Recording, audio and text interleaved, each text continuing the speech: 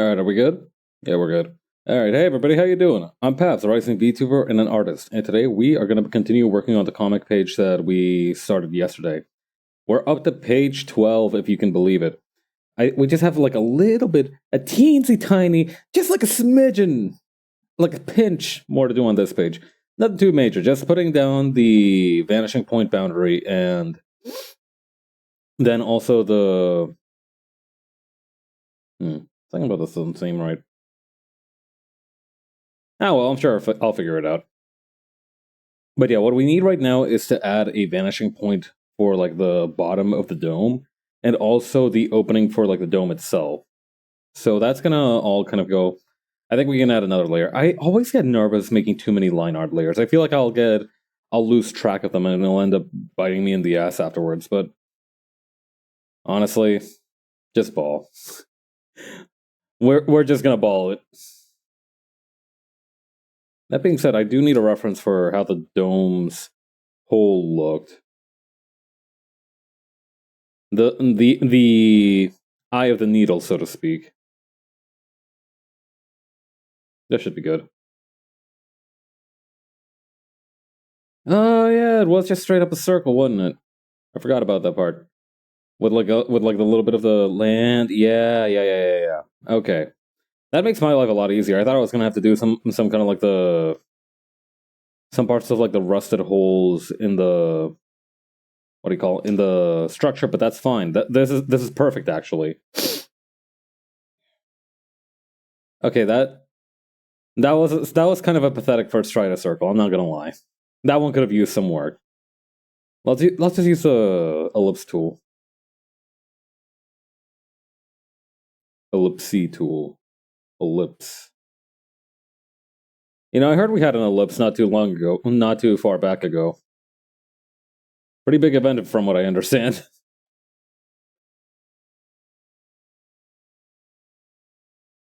Let's see. About like that way? Probably a little bit closer to the actual like base of it. Huh.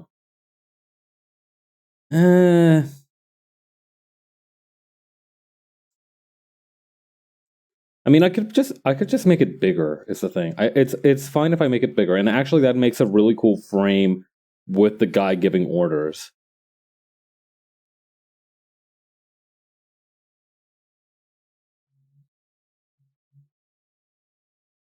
Maybe a little higher. That's also on this layer. Perfect. Okay, this bottom head part. Oh wow, the perspective is kind of busted on this. I know that this part is supposed to be like a border on the floor, but given the perspective, it can also look like a border on the wall. I'm pretty sure it's supposed to be a border on the floor. I'm like 90% sure it's supposed to be a border on the floor. Border on the floor sounds like one of those phrases that you'd use for a tongue twister, huh? You know, growing up, I was led to believe that tongue twisters would be way more important to memorize than they actually were. Nobody cares about those things, frankly.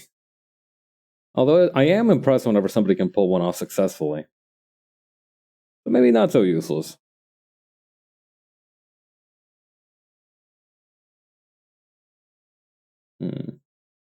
Or this one. Okay, I think that's gonna look a little strange. Maybe I can thin the line out a little bit to make it look less strange. Scale down width. Need to process the whole line. And maybe even put them up a little, just a touch higher. That way it doesn't look out of place with the way that the bottom of the turret is put. But we're not even going to be able to see that anyway.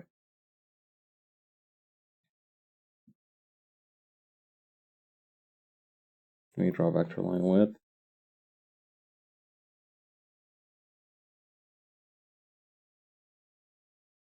God, this does look basically like a stands for a propaganda poster, huh?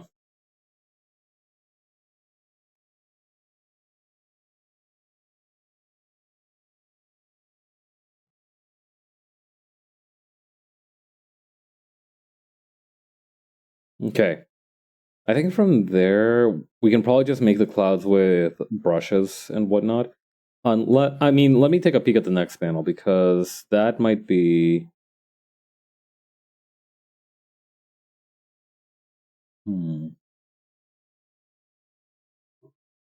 Okay, how busted would it look if I just made everything in this panel a little bit bigger?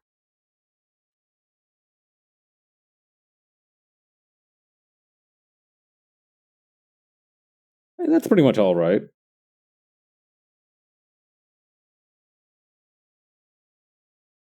May lower the line thickness and all that. Come to think of it, isn't it possible that I could just like, hang on, let me try something real quick. Now stuff all of these into a folder. I'm gonna combine these together because I'm pretty sure you can do that if it's just like vector images. Whoops. Let me try that again.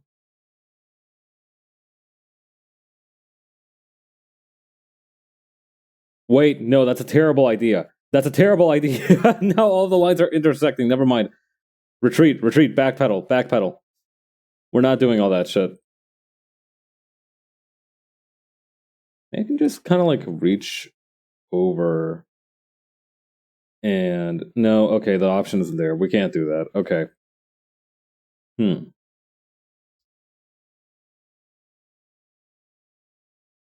This one should be fine. I guess we can make the gun a little bit thinner. Let's bump that down to a 7. We can bump down the...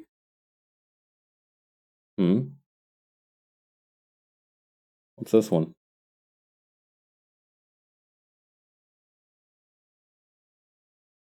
This one seems to be dead weight. Let's get rid of that layer. We can definitely bump down the thickness on this one. I feel like it's downright distracting. Bump down the thickness on this guy too.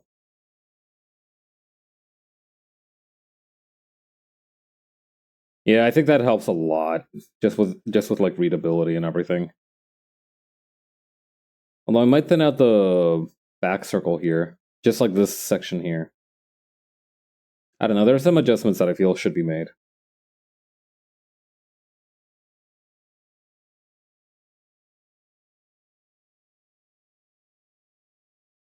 Okay, up here too. Scale up width.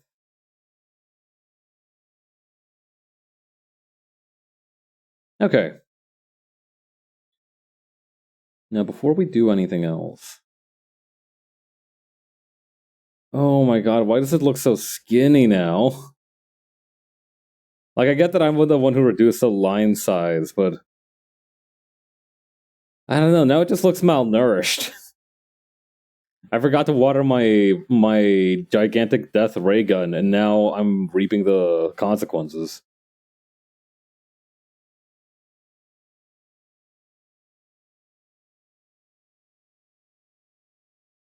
Okay, so here's what we're gonna do. I'm gonna look at how high the clip was here. Okay, so it's a little bit... I'm gonna say like it should be like level to the bottom rim of the glass. So I'm gonna use that as a reference.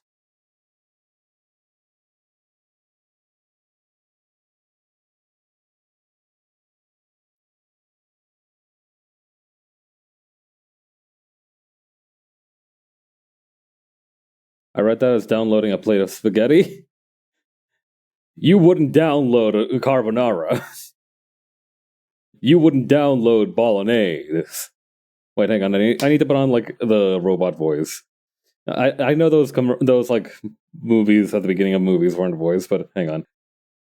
You wouldn't download a plate of pasta. Kind of like that, huh? That should be something you can do. I'm just downloading sandwich.exe into my mind.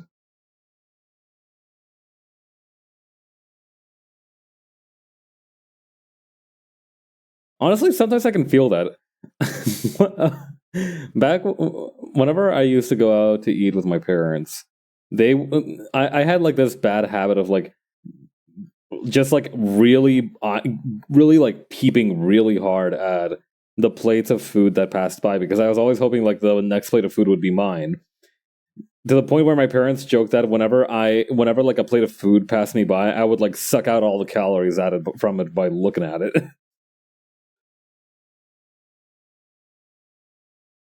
God. For all we know, I really did that, and that's why I'm so round now.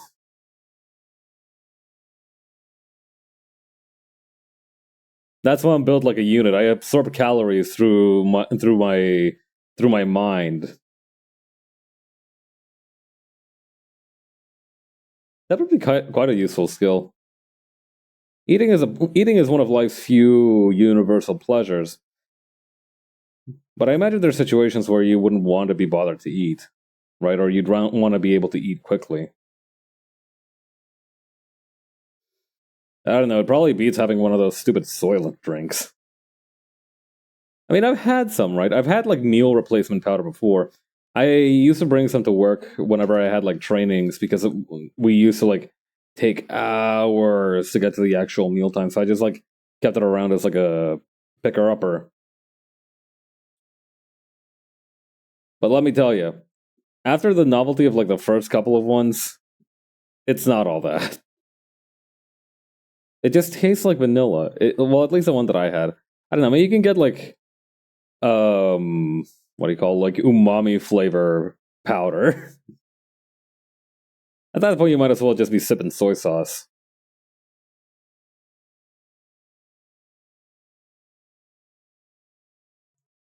You you got to do it with one of them little hip flasks, but instead of it having like hard liquor, it just has kikoman.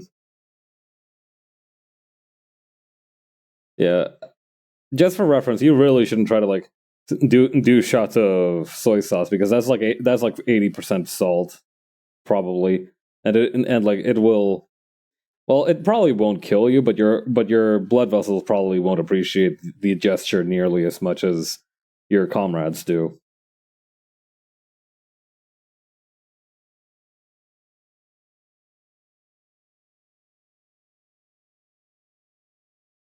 Maybe honey, maybe like a straight shot of honey might not be too bad. I could go for a straight shot of honey. I think that might be the most Winnie the Pooh ass sentence I've ever uttered on this channel. I could go for a, sh- I could go for a shot of honey. Winnie the Pooh if he partied. Winnie the Pooh if he had been at the club.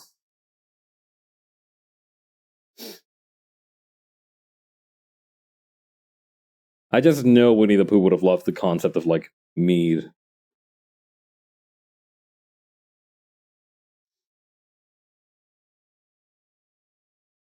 Christopher Robin was too busy teaching those beasts valuable lessons about friendship and unity. He should have been teaching them how to party.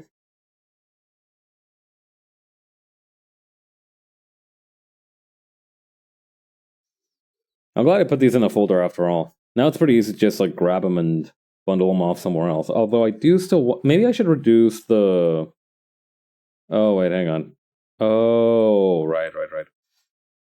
It looks thicker than it actually is because I have a backup here. Okay, right. Let me dump that at the bottom of the totem pole. At the bottom of the stack more accurately.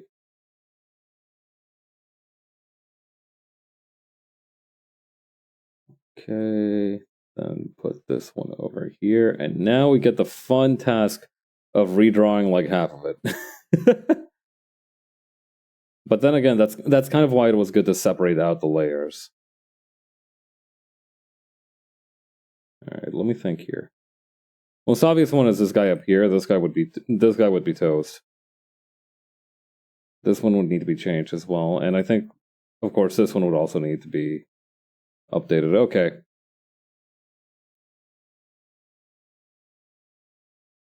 Let's get rid of these other two for the time being. And actually, let's try to isolate this guy first.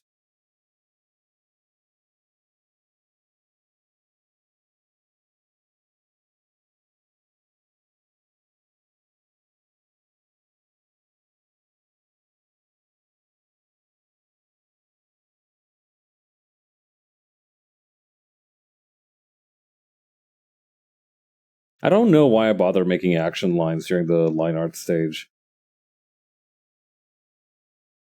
I mean, it's useful to know that they'll be there once I have them in the the coloring stages and whatnot. But I feel like since I just add them there, I should just try to rely on my instincts.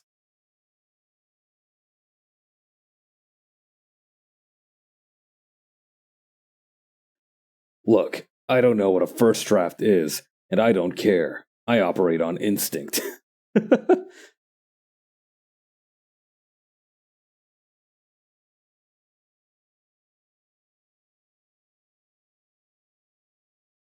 All right, then put this over here. Add this over here.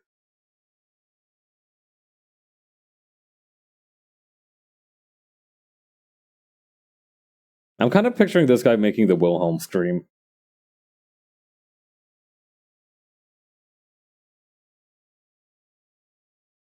At first, when I understood the concept of the Wilhelm scream, right? If you've never heard of the Wilhelm scream before, it's this stock scream sound effect that was used very frequently up until very recently. Now it's mainly used for parody or for comedic purposes because it's just so instantly recognizable. It kind of sounds like like that. If you just Google Wilhelm scream, you will very easily find a clipboard or soundboard of it. But yeah, when I first heard about the Wilhelm scream, when I first got introduced to the quote unquote fun fact of the Wilhelm scream, I was like, wait, so you tell me that each movie doesn't individually make its own sounds? The Tommy Tadarico rabbit hole taught me this. Wait, was that also part of the? Oh, wait, right. Because he has to like describe where each sound came from. Right. I remember the preamble to that H Bomber guy video. God, it's crazy. The experience of watching the Tommy Tallarico vid is crazy to me. The Roblox oof.mp4 video was crazy for me because I was watching it during my stay for Christmas at my brother's house in 2023. I don't know if that's like too specific information to give. I don't know if like I've just doxed myself. I haven't given any details, so I think it's fine. But yeah, I was awake a little bit earlier than everyone else, and so I was just having like a little bit of a breakfast for my own. And I was watching the Roblox oof.mp4, and I was just like chewing a mouthful of like this very dry pancake that I'd made myself, just like watching enraptured as this man just exposed a labyrinth of lies that continue to just grow ever larger.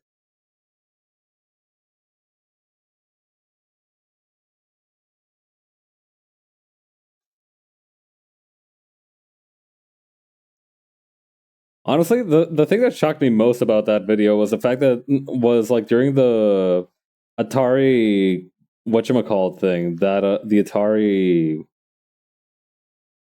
Amico, I think it was called, yeah. During the Atari Amico bit, they had like this one live streamer featured in there, and he had like the Doctor Doom mask, like one of those like metal masks like this on, right? I don't know if it looks. I think this is closer to a Bionicle mask. I don't know what Doctor Doom's mask looks like, but it was like a very metallic mask that he was wearing, and I thought to myself, "Wow, somebody really tried to do it better than MF Doom." Like I understand that it's a very striking part, but I feel like MF Doom just did it so good. I don't even listen to MF Doom that much, and I think that nobody else should try to do that gimmick. He just did it so fucking good, and nobody else will ever top that shit.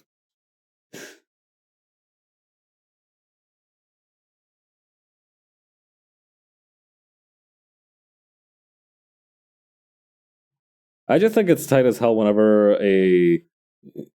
like a creator, a musician, a commentator. I think an FGC commentator also has this bit, except it's a luchador mask. Whenever a creative individual in any capacity has their gimmick be that they're on like that lucha libre fighter lifestyle, and they just never take off the mask that they're known for ever. A close cousin to that is like them just never revealing their face, just kind of like how Toby Fox does. But them like like perpetually staying in kayfabe is so damn cool to me. I think it's tight as hell when that happens.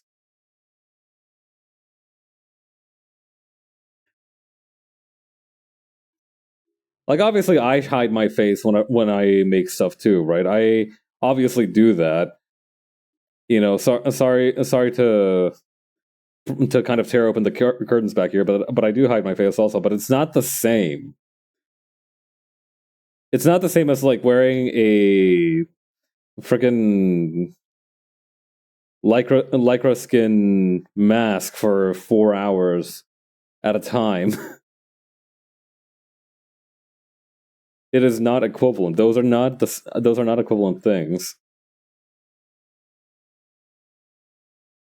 Honestly, I do wonder what the most comfortable materials to make quote unquote action masks are for.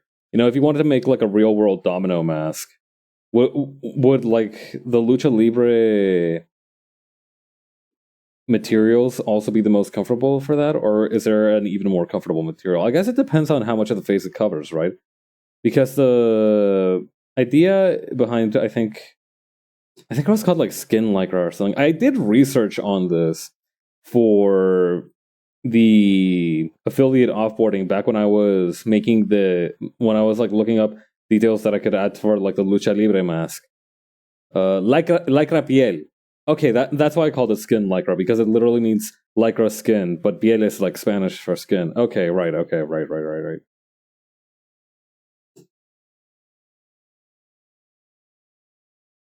But yeah, I think like luchador masks are probably like definitely like top five in terms of materials for like if you were fighting people and you wanted to wear a mask at the same time, what would that mask be made out of? I think you'd want it to be made out of the same stuff as like a lucha libre mask. You know, because everybody's like, oh, but wrestling is choreographed. But those guys are still very much taking those hits, is the thing. So I feel like that would definitely be up there in terms of like what you would prefer for materials.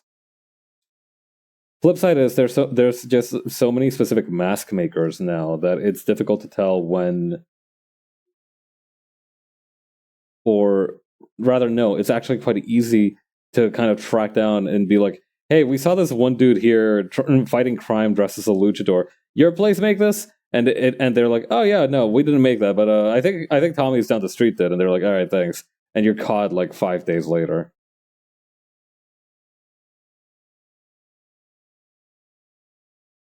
I guess unless you have your own personal tailor working for you, but then you're working at kind of like a resource level that I can't accurately fathom. Like past a certain point, somebody has enough resources that you're like, okay, then well, but you can basically do more or less anything.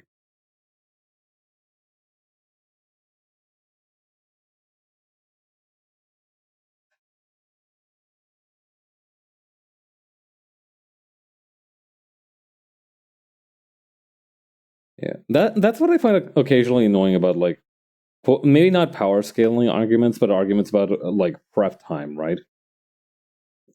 So, oh, if Batman had prep time, he could defeat anybody. Some people say that, right?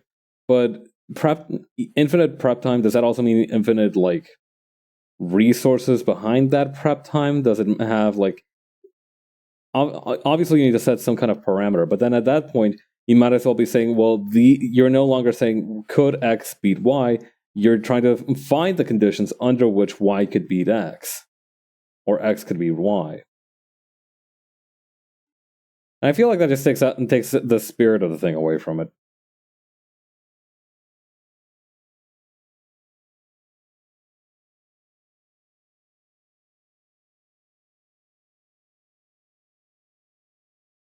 But yeah, before I understood the concept of the Wilhelm scream, I used to think that each sound effect was individually made for each movie.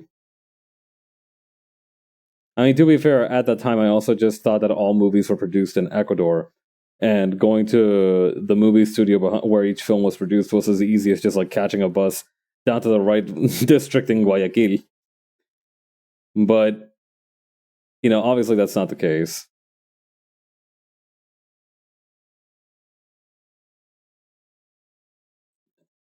I mean, hell, I've been making a lot of use of Pixabay recently, and I feel like if you see enough indie stuff, eventually you're gonna like run into similar sounds being used across both. I recently bought a bundle from Humble Bundle that has a lot of sound effects. But the problem is that those professional level sound effects, right? Like those sound effects I paid money for, are basically the ones that are already in like most professional video makers' sound library. So I basically paid for the privilege of having access to the like and subscribe button, click, like swoop click sound as fucking Mr. Beast or something. Like, there's other stuff in there, but I feel somewhat cheated in that regard. I guess as long as I don't think about it, it's fine. You can't say I didn't get my money's worth because even like I said, even if some of these are just very very similar, they're still useful.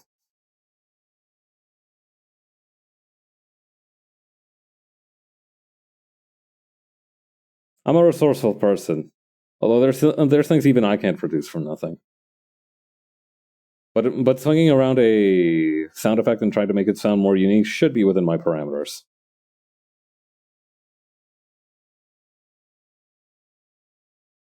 All hail Audacity. It really is a shame that there's no good DAWs that are up for like. So the thing is, right? I did a little bit of research for this because one of the promises from the auction stream, right, that we crushed, is that I have to learn how to make music now. So naturally, I went about finding out how you do that without having to buy an instrument.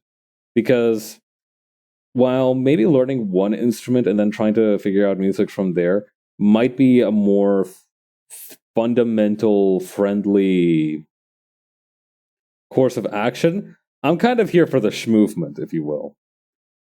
So I just looked up what DAWs I could get for free, and it turns out there's not a lot. So the thing is that apparently most DAWs need or rather utilize a certain, what do you call, audio driver software, like a certain audio driver. And this is like the best kind of tippy top, most efficient, most reliable audio driver on the market. But it's not it's not like an open license. If you want to use that audio driver, unlike in a lot of different things, you need to pay money for that. So that's why a lot of DAW music programs, there's so few like DAW programs that do not have a freeware option, is because they need to cover that cost per user of that driver. And so I think like what I'm going to go for is probably Reaper, which I at least can vouch for in terms of like the quality of their products because of the fact that I use their plugins. So yeah, that's definitely on the list. So who knows? Maybe messing around with that will also teach me how to do a little bit of like sound effects movement.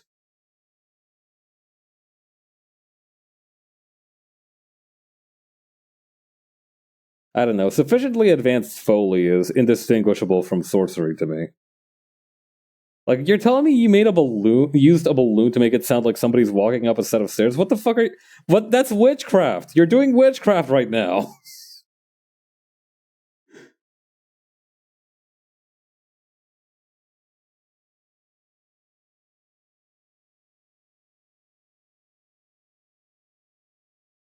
I swear to God, those guys at the Chuck Jones cartoon booths must have had like, I don't know. They must have been built different or something.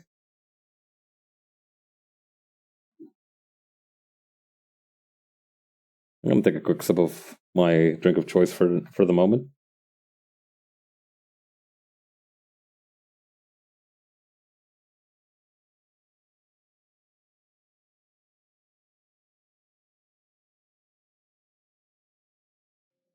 Yeah, I mentioned a little while ago that I bought two like gallon jugs of lemonade and iced tea from my pharmacy, or rather drugstore. And the lemonade was awesome. I really enjoyed the lemonade. The iced tea has a little bit of a I've got like a bottle of iced tea, or like my drink bottle full of iced tea over here rather than proper water, which isn't the best for hydration, but I've watered it down for reasons I will subsequently explain. So the lemonade was great. The iced tea, however, has a weird, not like weird as in this does not taste right flavor, but weird as in that's much more of like a lemon tannin-y aftertaste than I was expecting to get from this. Like its tea taste is maybe a little too strong compared to what I'm used to.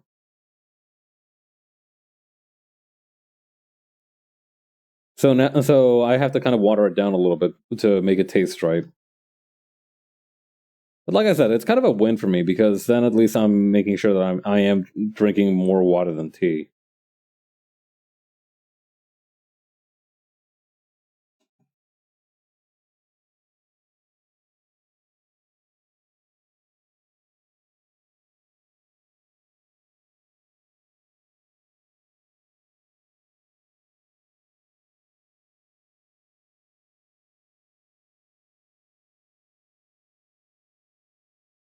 Hmm. What the hell kind of silhouette is this? Oh wait, I think I see it. It's supposed to be like, okay. You put your left foot in, you put your right foot out, you put your right hand in standard firing position. You put your right hand in the center axis relock style.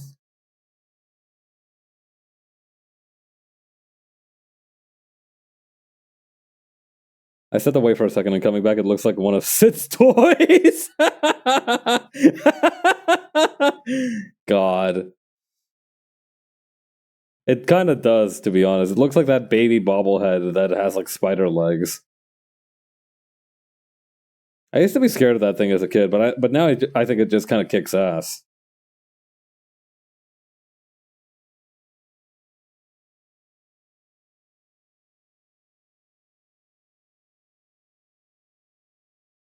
I feel like that's the case for a lot of people where like when they are children they think that Sid's toys are like gross and scary and terrifying, and I guess they kind of are to an extent, but it's like somebody rightfully pointed out that Sid didn't know that the toys were alive. Like he had no way of knowing, right? I mean, yes, he mangled his possessions, but like he didn't know they were alive. He didn't understand that they could like feel pain. As far as he knew, he was just like doing creative art projects. And then fucking Woody and Buzz pull that childhood trauma inducing shit on him, scarring him for life. And now nobody will believe him.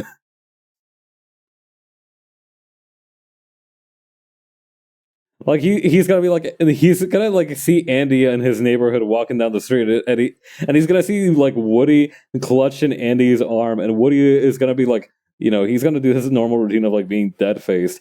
But then out of the corner of Sid's eye, he will glimpse, and he will see Woody doing like that thing where like he puts two of his fingers towards his eyes, and then puts two back towards Sid, like I'm watching you, and then immediately go limp again, and Sid will have the fear of God renewed within him once again. What I'm saying is that that's a messed up thing that they did to that kid. Did he deserve it? I don't know. Maybe he was kind of an innocent monster in all of this. But what the fuck, man?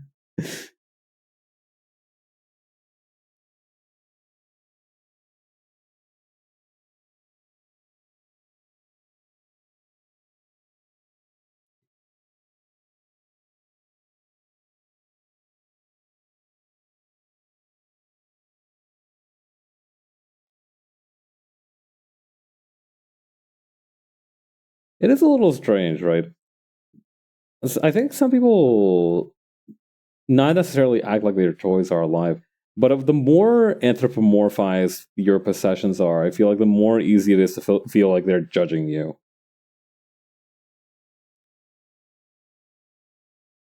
Like I remember reading this one bit where somebody had to like turn away the plushies in their room because they were about to do something foul, and like they felt like they were being judged.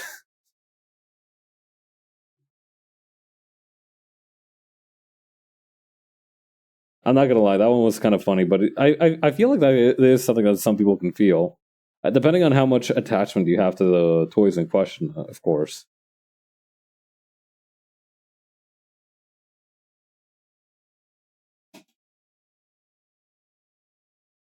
Wait, would this even show up? Hang on.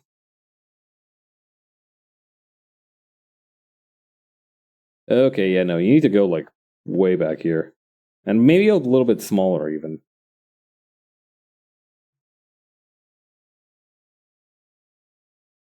Where's the laser gun? Oh, there it is.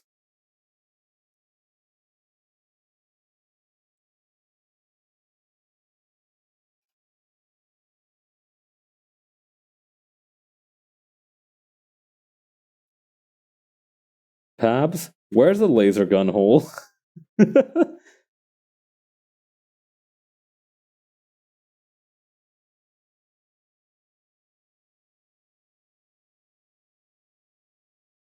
Okay, then over here.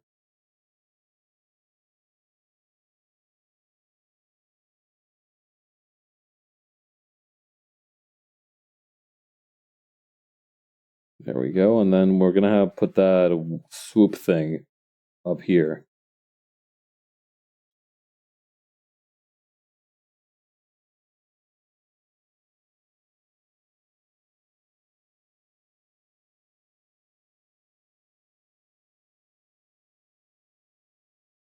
Okay, put this over here.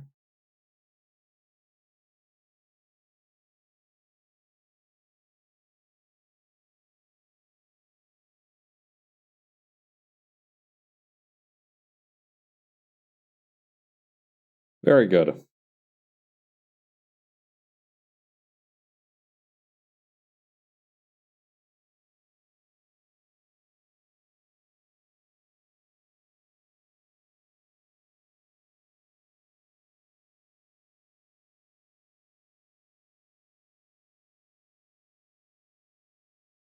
Okay.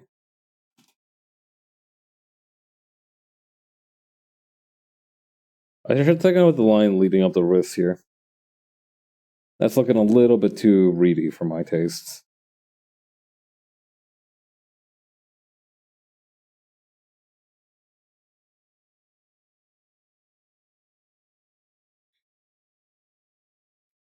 I think this hand needs to be like shorter.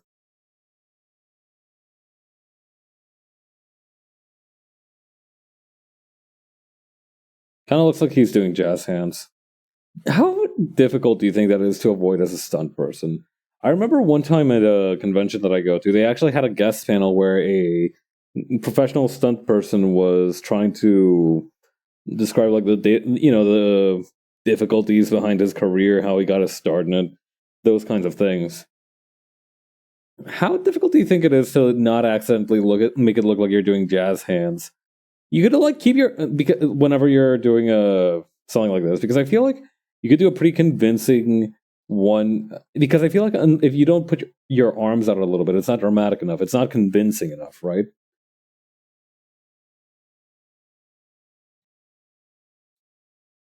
And it's not like you can just ball up your fists either, right? Because that then the issue becomes that you don't look like you're. Hang on.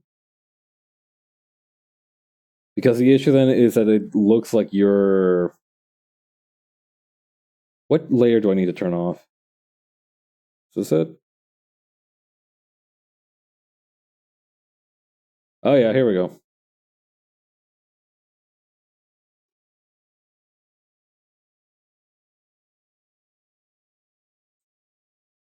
Yeah. Like, is that a week one kind of thing? Is the placement of your advancement level in your stunt person class determined by whether or not you can convincingly splay your arms out as you're going down without doing jazz hands? It's interesting because, like, with martial arts, right, you can more or less tell if somebody's done martial arts because, like, how they move. So it's easy. Like if you see them moving, it's easy enough to tell. Although one time I did, I have a funny story about that. But I don't know, like, what are some tells for when people in other industries, right, where people are like, okay, so this guy's a noob because he doesn't do it like this. Obviously, there's going to be a difference in methodologies no matter where you go. But I feel like there are like certain tells when you can tell, like, oh yeah, this guy doesn't know what he's fucking doing. Yeah, I remember one time there was like this like boffer fighting group, right? They so boffer fighting is essentially, imagine like HEMA fighting, but you very explicitly never ever use like actual swords or anything. It's just with like those Q-tip weapons, right? Like you would see from like America's Ninja Warrior or what have you. You don't want to like be hurting people. You just want to be like, you're just kind of smacking each other for fun.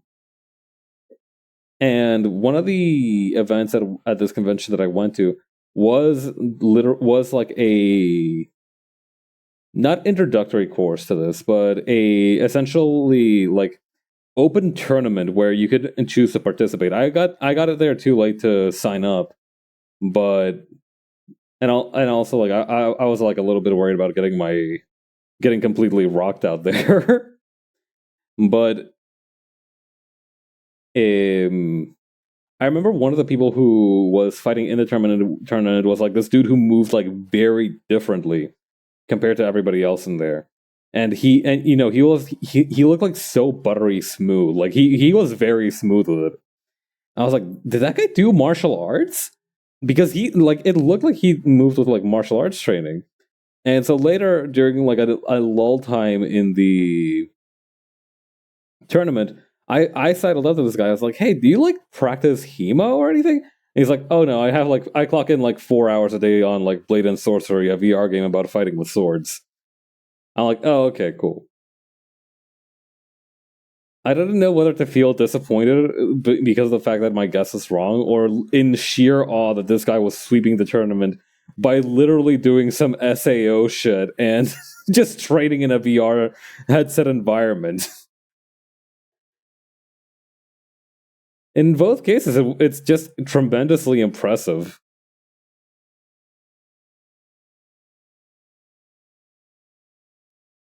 Although, granted, in slightly different ways, right?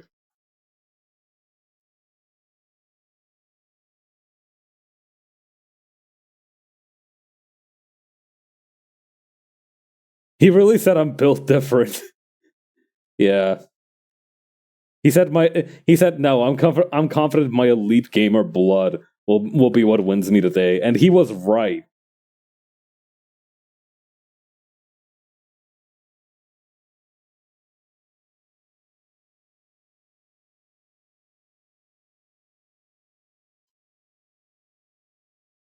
I don't know if I should make this guy bow-legged. Maybe I can just have him be like this.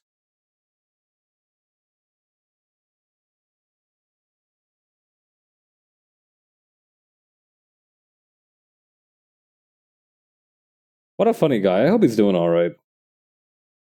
I hope he's still clocking in like 4 hours a day on that VR game. Seriously, you have to get kind of jacked in that way, right? Kind of like those people who play Beat Saber for hours a day too. Like they just have like a very much like a sprinter's build because they're out here doing freaking Neo in the Matrix stuff to those darn cubes.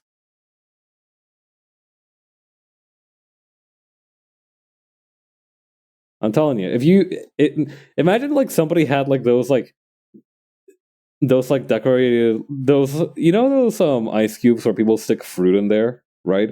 To look fancy and nice and kind of cool because it is cool. Imagine somebody like dumps a tray of those near a Beat Saber player and some kind of Pavlovian long-term ingrained instinct in their mind like makes them effortlessly and precisely destroy each one mid-air. with swipes of their hand. I'm frankly surprised nobody's tried to do like more stuff like that with like Fruit Ninja.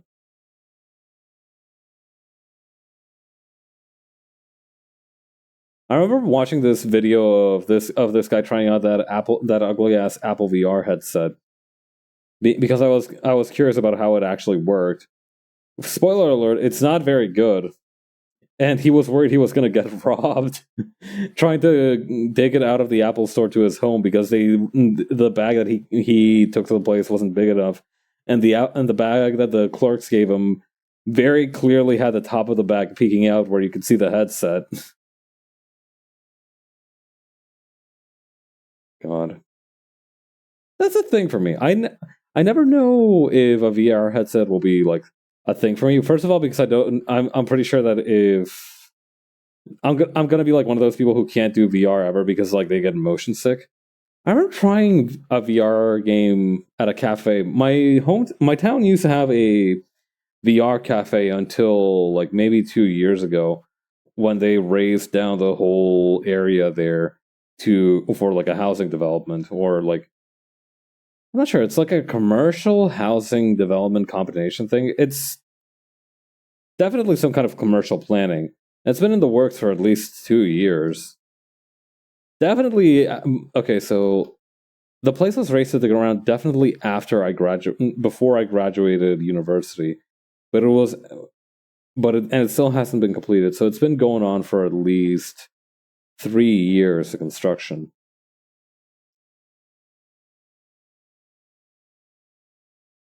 They sure are taking their sweet time with it, huh? Well, in their defense, it's a rather ambitious looking project. And hell, what do I know about large scale construction? It's quite interesting. Wherever I go, I seem to always end up in a town whenever there's like large scale construction happening. Although, to be fair, that might just be because large scale construction just kind of needs to happen for a town to continue existing. It's rather surprising how quickly a building can deteriorate when nobody's taking care of it. Like, you look at those like urbex places, right?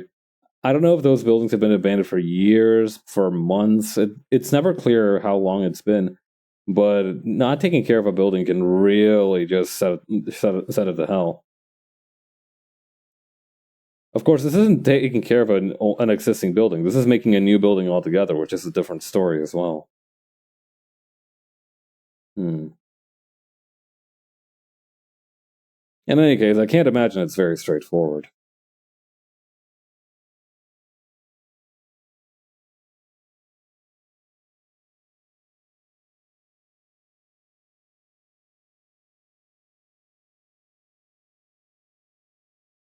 Okay, I see how it is. What about down here? Oh yeah, there's the angle right there. Alright, this should do it. Now we can just kind of patch these together.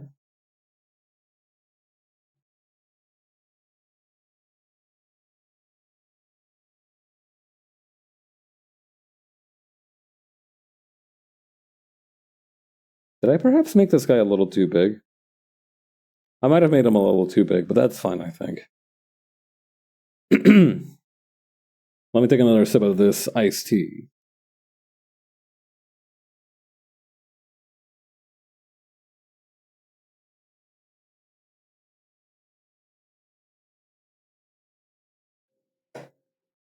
I will say something that I was surprised to learn about myself growing up and whatnot is that I didn't really want to. I learned that I don't actually like carbonated drinks nearly as much as I like non-carbonated drinks. So having iced tea as an option pretty much everywhere was a big boon. I can still enjoy a good root beer. Don't get me wrong. A good ginger ale and whatnot. I'm still 1,000% down for those. But I don't know. I really enjoy non-carbonated drinks.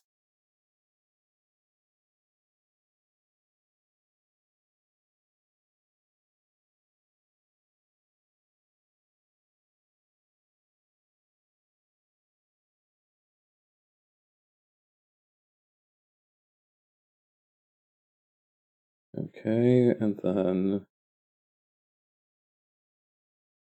this one here. Alright, nice. I think that takes care of panel 2. At least on the line side.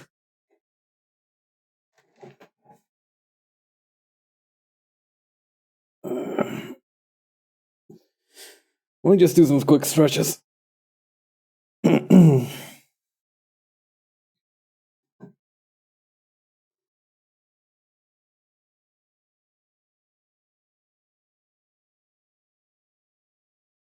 Oh, there's a third. I didn't see that last panel here. Oh my. Well, that's fine. That one's also rather uncomplicated.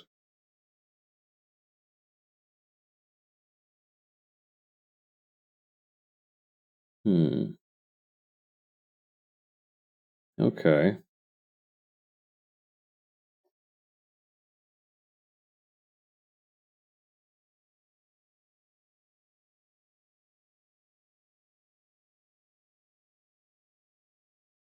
I've also got an idea, although I'll probably have to go back and replace the action lines for this one too.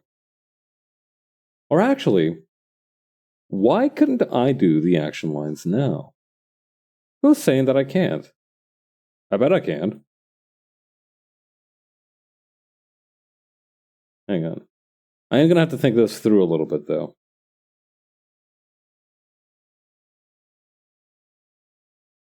Let's add a stroke to begin with. And increase the brush size a little bit. You can also use a different pen for a minute. Maybe the calligraphy pen, the turnip pen. One of these other default pens might be better. I don't know. I want someone that can make wide turns, if that makes sense. Like this one a little bit, but this one's a little bit too anti-alias for my taste.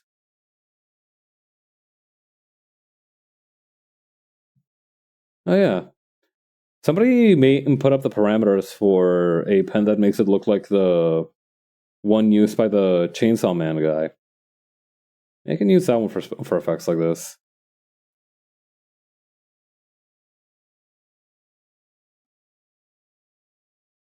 It reminds me a lot more of like Webtoon Impact effects rather than the ones that I'm going for, which are just like very generic looking ones. Yeah. But damn, that's kind of cool too. Really not fitting with what I want though.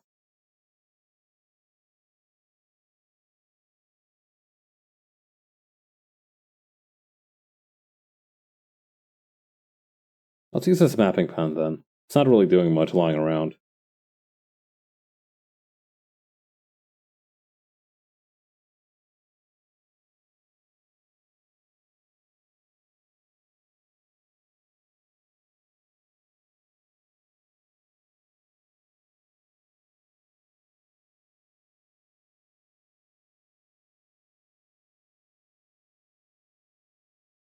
Okay, and then over here we're gonna have Hawk coming in for a swoop.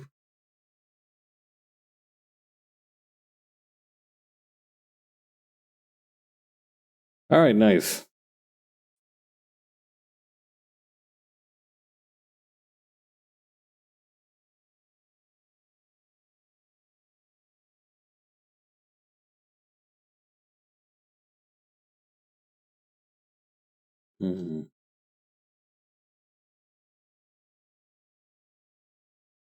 I need to grab the 3D reference from the first panel.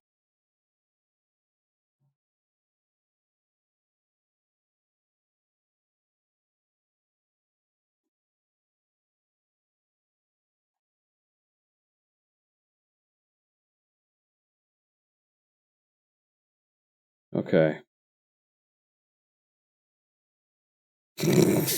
Hello?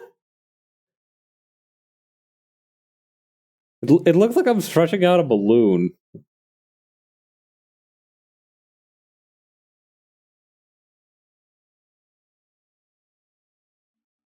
It looks so much more abstract from this perspective. Although I'd like to think that it still looks vaguely mechanical. Alright, let's try and do it like this then. Alright, camera.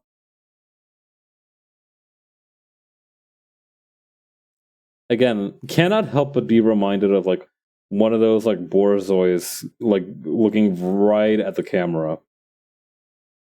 Let's bring some of these guys too back to the frame.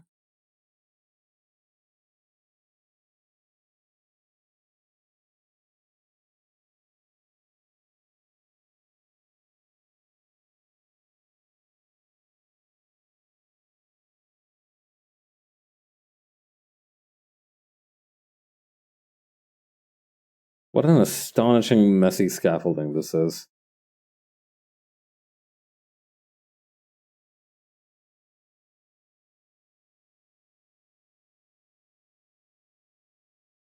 Fixing the lighting would also go a long way towards making it more readable too.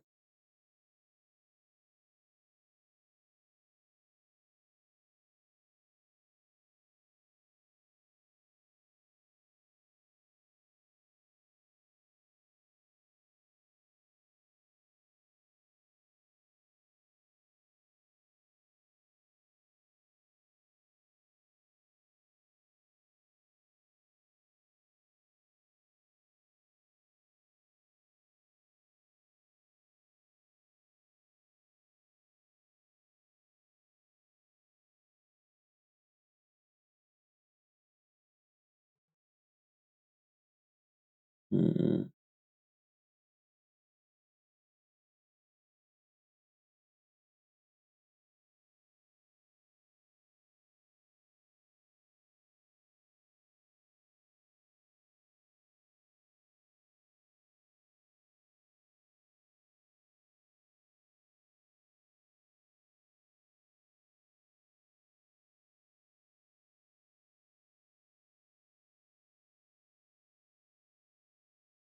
Yeah, I think this is a good angle for it. Although, I'm kind of wondering if it might not be a better idea to just switch up where the angle is coming in at. Let's try this.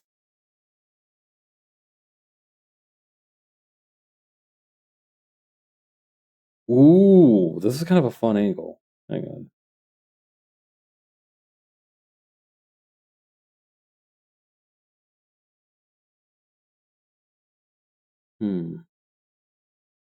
Now, normally, if I would question if it was so wise to fly this close to a thing that was full of like electrical impulse, so particularly some manner of static charge.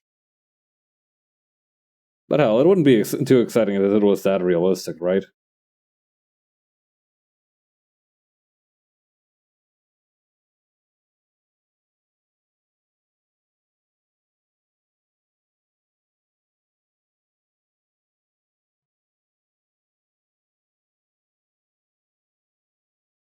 Alright, let's start with Hawk then. I see I still have the old grenade design here.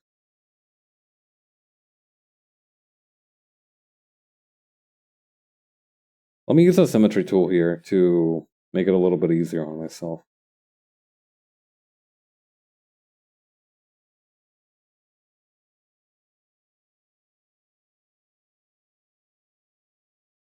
Smack dab in the middle. The one thing that I will say about the symmetry tool, and that I particularly had to face as a challenge while I was like preparing the stuff for the auction and whatnot, is that making straight lines with the symmetry tool on is quite a hassle. I don't know what it is about it, but I guess usually when you make a straight line, you're thinking, that's pretty good enough, and your brain registers it as straight. But whenever it intersects with another line like so, it's a little bit more difficult to justify that perception. Also, I made that line too high.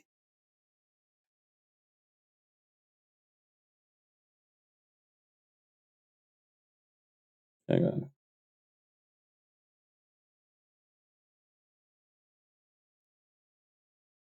Okay. Grab these two too.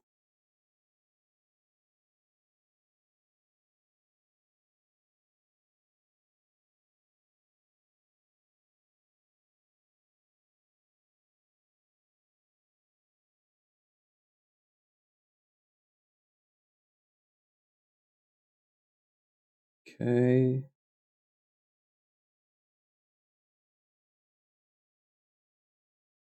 Ooh, I really like how that makes it look. Only lower it a little bit, though. I might also have to move it in as time goes on.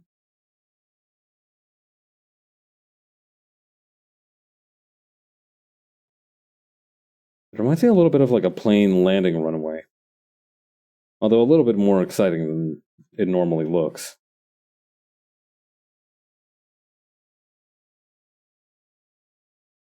I will say the greatest benefit of having the symmetry tool is that I don't need to worry if it'll show up equally on the other side. That might sound pretty obvious if you look at it at face value, but often enough, since I don't really draw with the symmetry tool on most of the time, when I try to draw a character, the way I usually go is head, torso, then legs. Although occasionally I go torso, or although occasionally I do go legs, torso, head. But very often I'll do like leg, torso, head, and specifically I'll do the right side of the character first. So then when I have to like do the left side of the character, I I do have a slightly bad tendency of half-assing it because I'm like, I'm just like filling out the rest of it. Who's gonna care? So it ends up looking a little bit lopsided from time to time. I've gotten good enough that it's barely noticeable now, but I feel like that is a fundamental weakness I'm going to have to address at one point or another. It's really difficult to improve at something consciously. Like if you want to get stronger, for example, it is possible to like not apply as much brain power to it, right? So if you're trying to lift weights, for example, you can just kind of go smooth brain while you do it. And in fact, it might actually help you to not get bored to try and clear your mind during the exercise. But the problem is that if you want to improve consciously at something, including that exercise, you have to be very aware of it. You can't just keep doing it over and over. That's like hitting a wooden post for 100 years and like afterwards being like, now I'm a martial arts master. No, dog, you just got better at hitting a wooden post.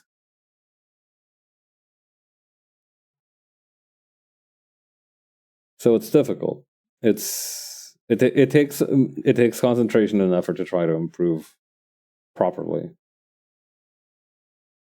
Of course, even improving improperly can be quite challenging, although not impossible.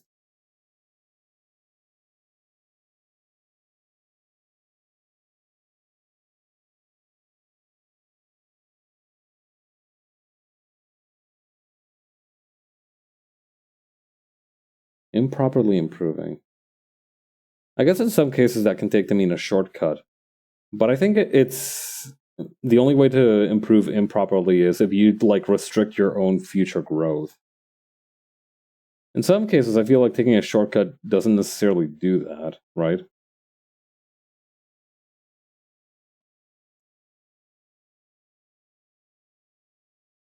I feel like there's two types of shortcut. There are the shortcuts that eliminate the work. So it's kind of working in such a way that you don't actually need to do the work in question. And I like to think of those as like the true shortcut. Those aren't just like you deciding not to do the work. It's you actually eliminating the work and becoming more efficient as a result. Although maybe you might have some limitations down the line regarding, it more like it limits you to doing it just how the work shortcut does. But I feel like there's other shortcuts where like you just try to do it mindlessly, and I think it's those that often make me be like, what was I doing when I did this? In both senses of the term, I'm like, how did I do this? And also, what was I thinking? Angry video game nerd voice. What were they thinking? I've never in my life seen like a proper AVGN episode. I am too much of a softie to like take a dude yelling at me for half an hour positively. But I don't know. I respect what he's put into kind of like the ecosystem of memes, so to speak.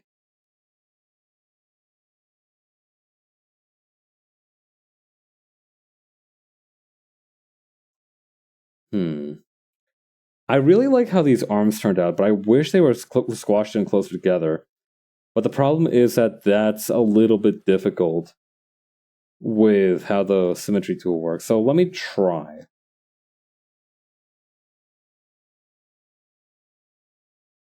Actually, let me erase it on the top of the arms first, and then I'll just try. Okay, so this. Okay. I think I also grabbed these two. Maybe these as well.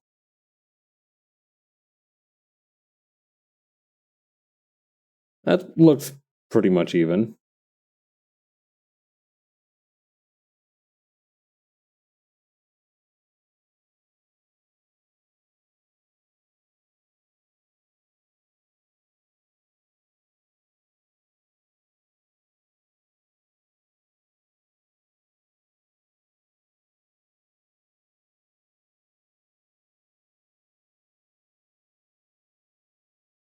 Okay, over here. Take a moment to stretch out the old wrists.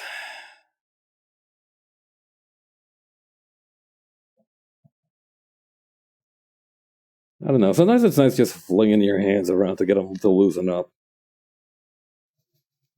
I like moving my arms so much that like all parts of it are like shaking around. I remember my grandmother used to, like that fat on the underside of your arms. That like if your skin is kind of saggy, it like wobbles around. My my nana used to call that part of your arm la carne vieja, which literally just means the old meat. I don't know. I've always thought that was like the funniest wrinkle to have.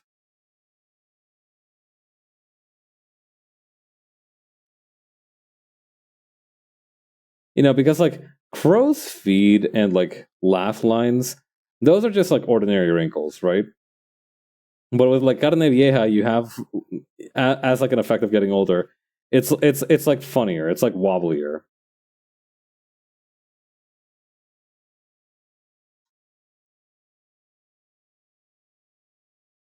It's probably not so funny for the people who don't like it, but what can you do?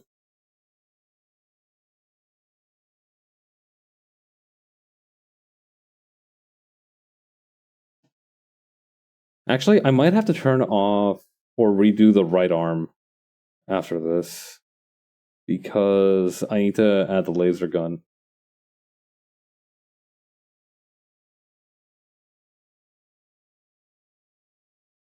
Also, I might have made Hawk a little bit too thick lined. Actually, if I pushed Hawk up a little bit. Hmm.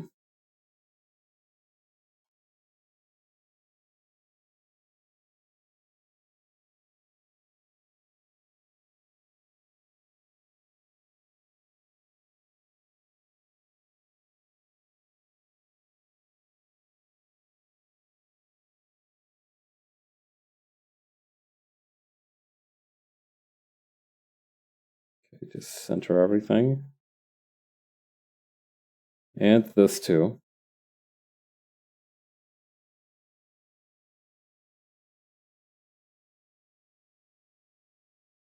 Hmm.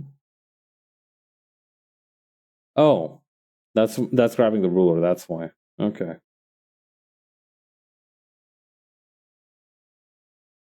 There we go.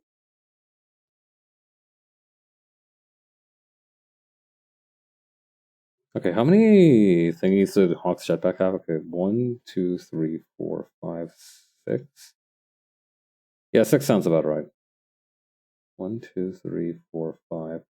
Okay, so this wouldn't be the end of the jetpack just yet. So maybe keep lengthening it here, and maybe make the wings a little bit wider also. I think that might be the move to go.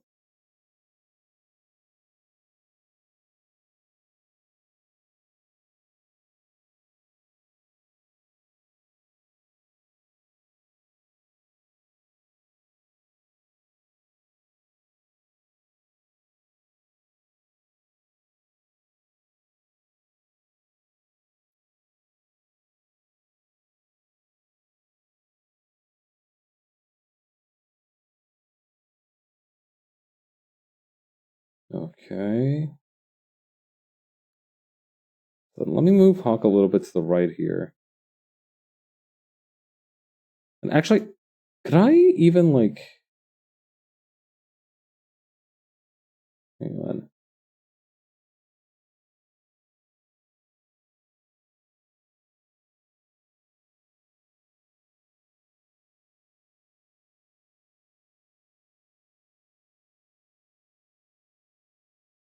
Okay, then move her over like this. I feel like this creates a much more dynamic look to the panel.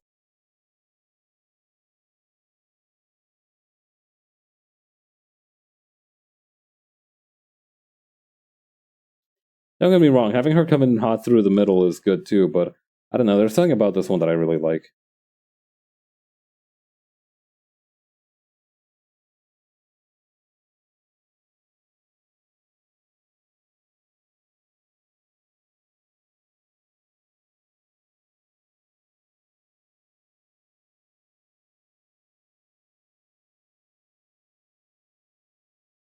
Alrighty.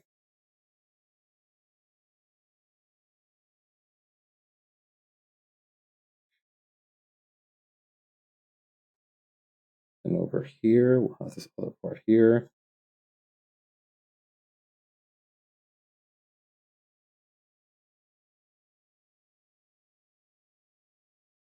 Okay. And now we can turn off the symmetry ruler for the time being. Let's focus on improving the right arm. In fact, we don't even need to erase most of this. We can just kind of repurpose it.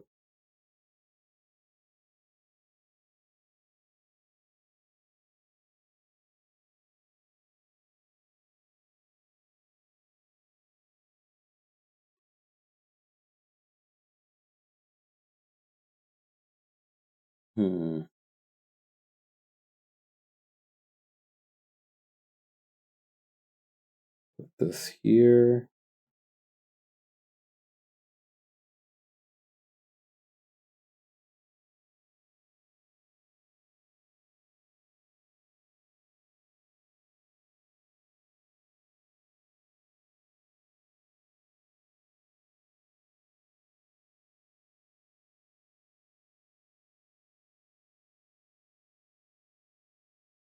Okay, there we go.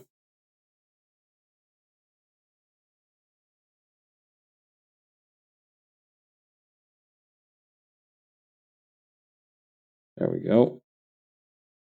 Got it. There was like a brief period of time. I've been trying to go back to reading like the newsletters that I subscribe to, right?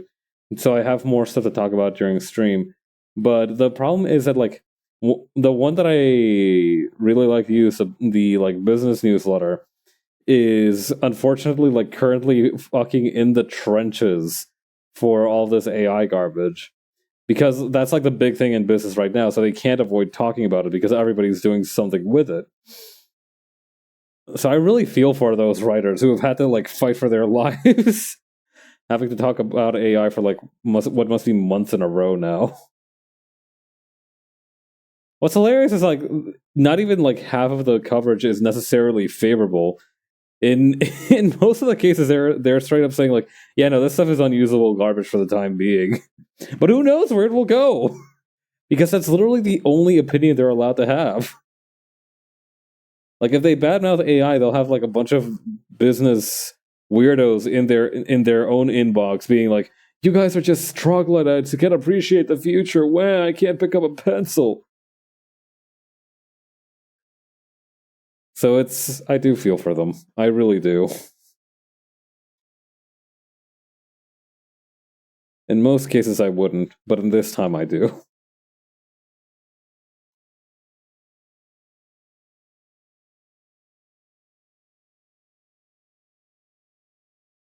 I should probably reduce the thickness of the pen in some of these.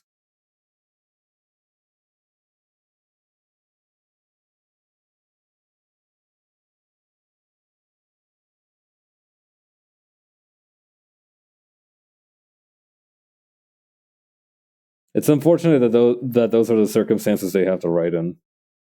It was the same deal with like crypto and NFT stuff, like literally 2 years back. They could only really talk about that stuff because that's all what anybody was doing.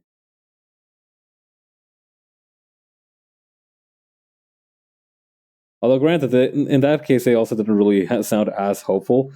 The thing about crypto that I appreciate compared to like the AI grift is that it was very much a static thing, right? There was no hope. There was like no like ideas for how to improve the fundamental concept or value of cryptocurrency. What all everybody was making was either more efficient methods to produce more of it for like less industrious waste of electricity, because making cryptocurrencies does take a lot of power and processing power and electricity. But with like AI stuff, they literally don't know where it's going. Nobody does, which is unfortunate because I believe that personally that it should be going in the trash can for most of these things. All right, now we're talking about stuff that I hate. Let me talk about something that I like. What's something that's been real good recently? Something that I really enjoyed. Oh yeah, there's this recent trend in Twitter where people have been making like mock VTuber logos for different companies. Like one dude was discussing how they've noticed a big trend in a lot of trends in VTuber logo design that they didn't necessarily agree with, right? They thought that some of them were kind of whack because they themselves had experience as graphic designers. But I feel like somewhere along the line of this discourse, it got warped to, hey, maybe we should try to make more VTuber logo style versions of like normal logos. So now everybody's like been making VTuber style logos of like Target, Macy's, what have you. Yeah, I think it's pretty neat. I like it. I know some people. Maybe some people are doing it facetiously, but I think it's kind of cool. Which reminds me, I probably should touch up my own logo down there. I mean, you can see it there in the bottom right. I don't use it a whole lot because usually my the kind of like signature that I use is also doubles as my logo, right? It's quite handy in that regard. But I don't know. I feel like I'm missing out a little bit. I'm one of those persons that wants to participate in all the trends that he can, even though in most cases I don't find the time to properly participate in them. Like the other day, I was scrolling through the notes on my phone. I have this app on my phone that I use to keep a very large checklist, right? And I use that in a lot of cases to keep track of stuff that I need to either buy, get, or get ready. And I was scrolling through it a little while back, or like sometimes I even use it for like random thoughts about like my OCs or something, right? And I was scrolling through it a little while back, clearing the notes for like stuff that I'd done or stuff that I was going to get to doing today. And I saw like an idea for like a trend that had already been done like 5 or so weeks ago. I think it was that one where it's like 5 years ago versus 3 years ago versus today, or something like that. It was one of those like timeline ones where you showed your progress as an artist. I don't know. I kind of want to see what will happen. I think my main 3 points will be like before university, after graduating, or rather like when I started VTubing, and then like today. I feel like that one would be kind of cool to do.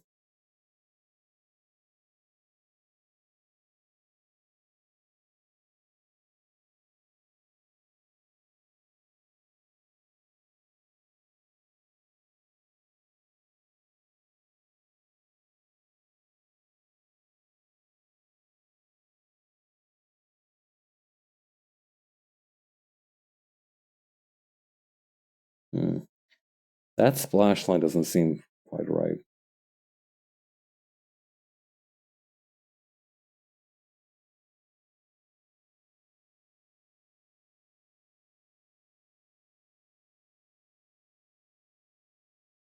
Okay. There we go. I think now her left arm looks a little big, so I'm going to shrink that down. Or maybe I should make her right arm bigger. I think that might be the right answer here. I did end up thinning it out back there with a line, so maybe making it bigger will be the right answer.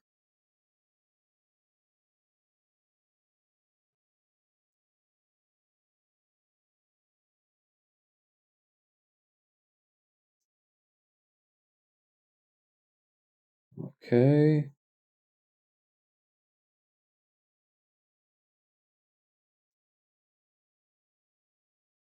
I think somebody straight up made like a logo for the annoying orange, which somebody pointed out is basically like things coming full circle.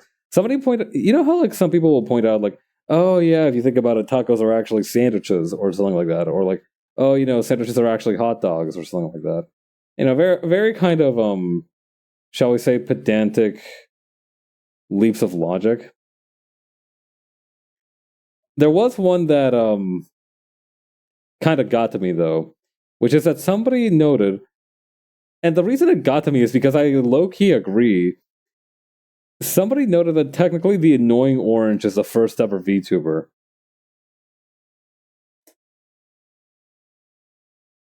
And I do have to concede that that is kind of true in a way. I don't know. Do you It's definitely like an early example of like the principle behind it, but it's hard to say that it's like the earliest concept of it itself, right? Because I imagine that even before the annoying orange, somebody was doing it like that, and the annoying orange has like slightly different principles. Like, yes, it's like an animated cartoon persona for the creator to an extent. Like, it's a character that's using the principles of video editing and live streaming. I don't know. I found it difficult to argue with them, but at the same time, like something about it is telling me that that's not right.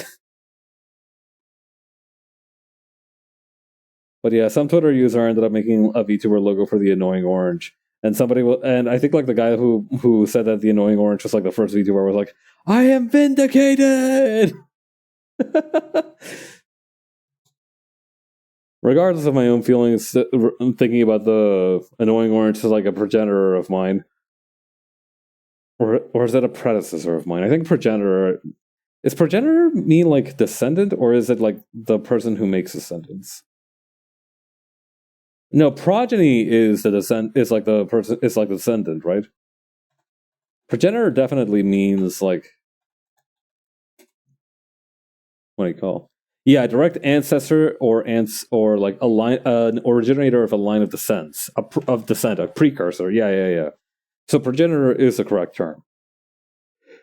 That's a relief. At least my vocab's still as sharp as ever.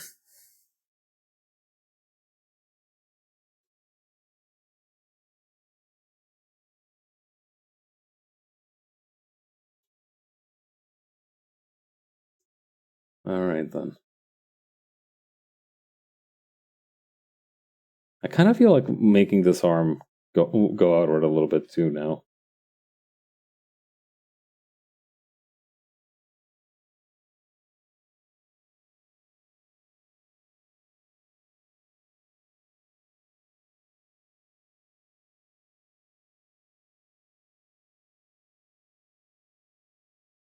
Okay, then over here.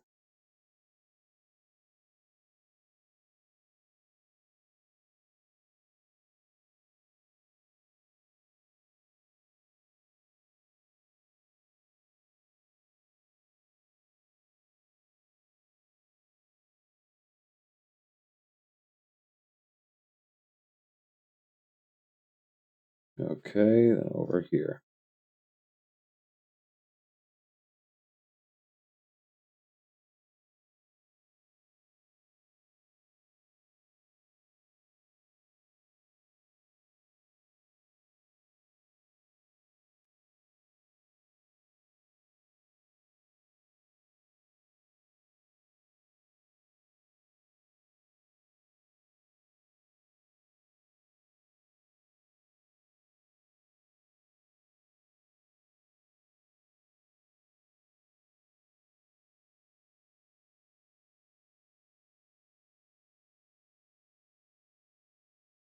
Nice, okay.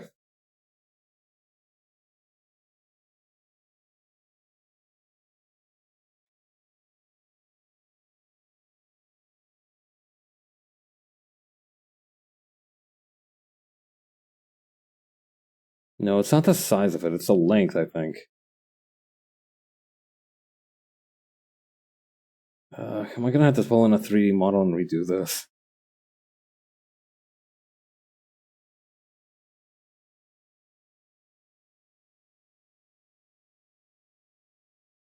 No, wait, hang on, I'm goated.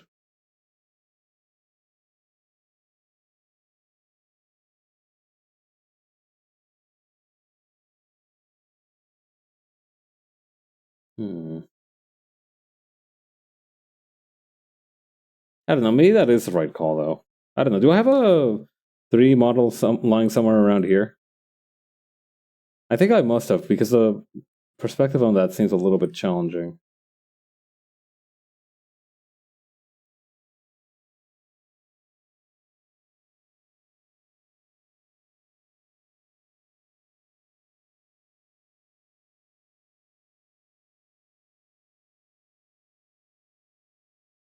Hmm. No, it looks like that one was kind of just off the top of the dome, huh? That makes things a little bit more complicated.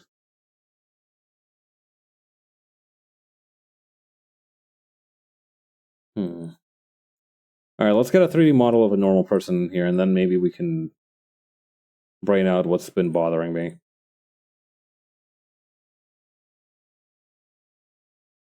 There's the 3D model section of these. There we go.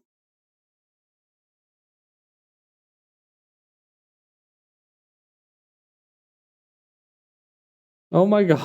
Look at how tiny. Why are you so small? Ay. Alright, smart aleck, get your butt over here.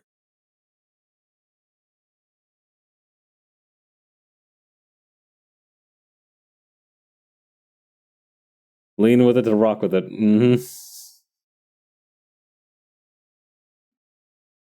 Hang on. Maybe if I just like make this guy really big. Maybe that'll help. I don't know. How do I like get the plane closer to me? Oh wait, hang on. I've got an idea. There we go. Yeah, not so far away now, are you, scamp?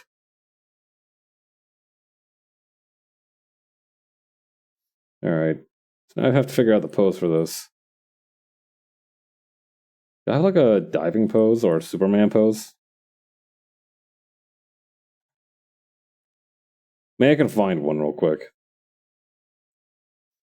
I mean, it's just an arms forward fist clench, so I don't imagine it'll be particularly difficult to whip up. But if I can cut corners on my work, I'll do it. Let me take a sip of my iced tea while the Clip Studio Asset Store loads.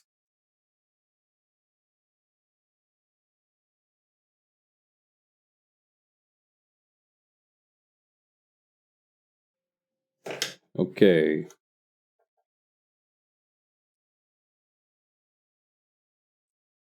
I will say the way that the Clip Studio um what the You see some strange things on the front page of the Clip Studio store some days. Some very strange things indeed. Superman.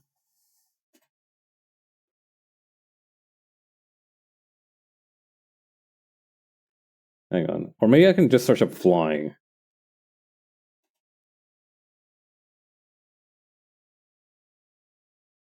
Most popular, please. I should filter for just poses too. 3D character, body shape, pose. Here we go.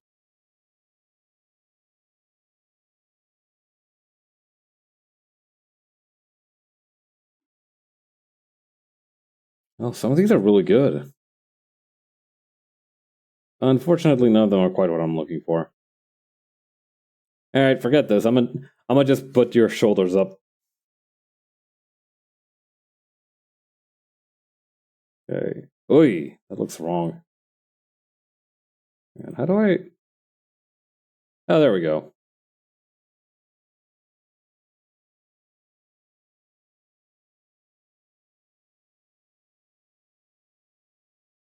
Alright, and just... I like... Let me reset this guy's pose real quick. How do I do that? Center object, place object. Oh, revert model to default pose. Here we go. Okay. All right, good sir. I see you've signed up for our Thai massage course for today. That's one of our most popular courses. If I can just get you over to the table over here and let me get a little bit of oil, we will begin shortly.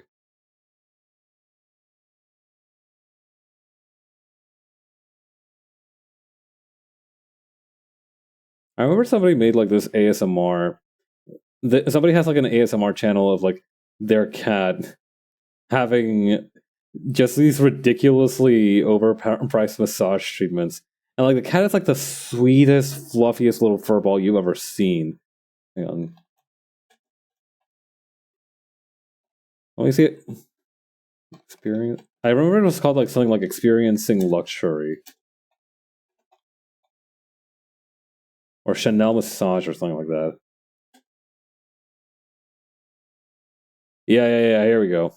Well, let me see if I can... Alright, here's a picture of the cat. Just real quick.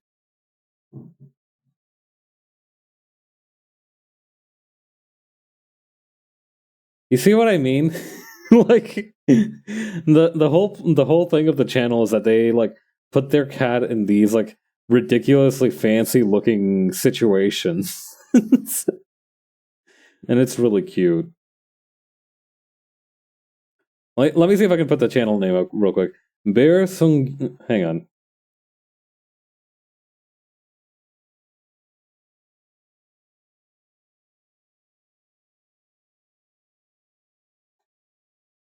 Oh, it's right over here. Okay. Yeah, Bear Sung Nyong, I believe. I might not be pronouncing that correctly. My apologies if I'm not. But yeah, it's so cute.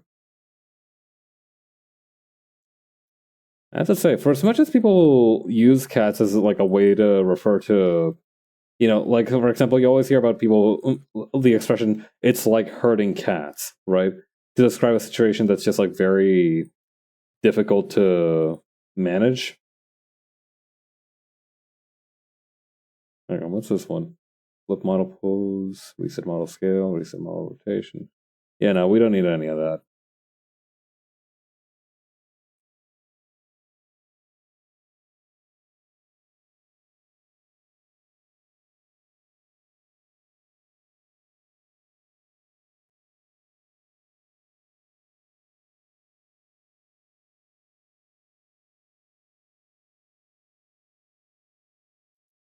There's this one back exercise that you can do, right? Like the most reliable back exercise that I know is that you basically lie down straight on the floor, like so, and you basically try to like lift your body up like this. And I remember reading this one like karate manga where they called this exercise doing Ultramans because it looked a lot like doing the Ultraman flying pose. But yeah, I tried doing that once with like resistance bands and everything, and I can attest that it really gave my back a workout.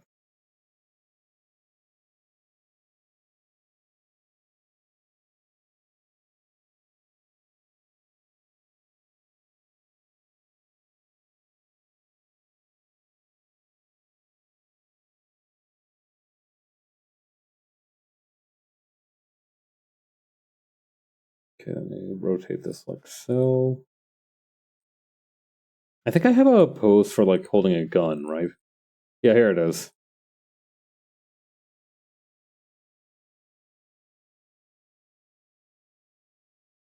What the?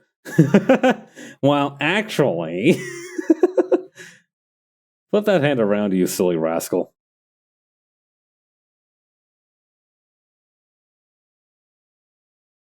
Put that thing away.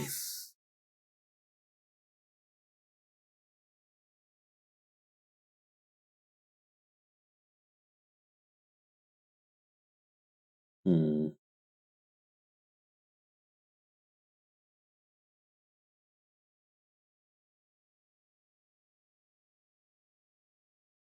I kind of want to like tilt this shoulder like this too, just so almost like she's holding the gun sideways a little bit.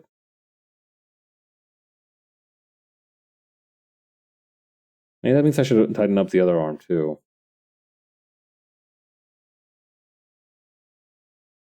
All right.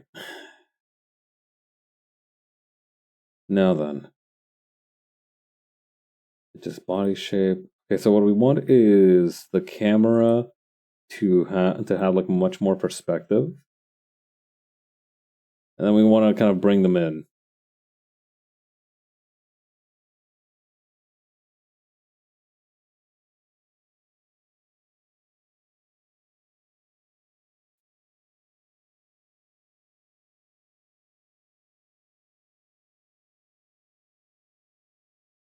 I will admit, trying to use the oh god, no, we're. I need to find a different angle because otherwise we're going to be squashed by this person's dumpy. All right. Then roll them around a little bit like this.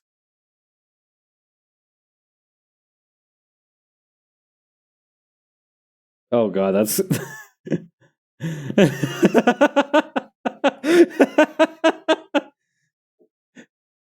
What if Superman was a short king? What if Superman was like 5'3"? God.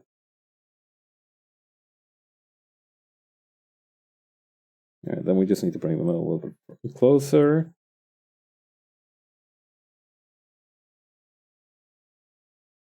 We might as well put in the jetpack too. Why not?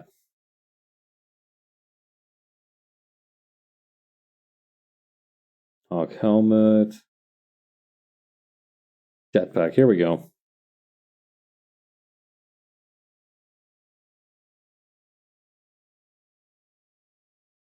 Alright, that's about as close as it's going to get, I think.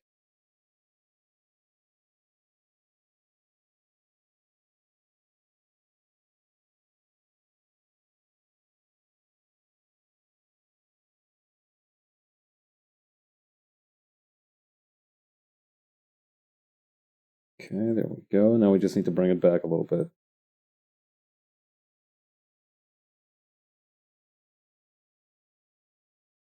And we can probably shrink it a little bit just so we can get a little bit of a glimpse of the wings.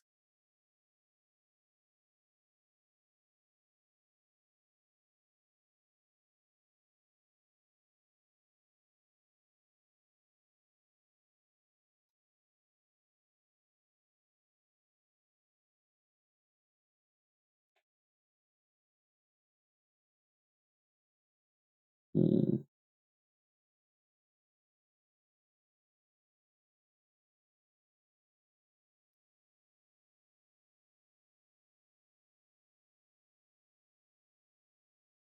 Let me take another look at the script for this one.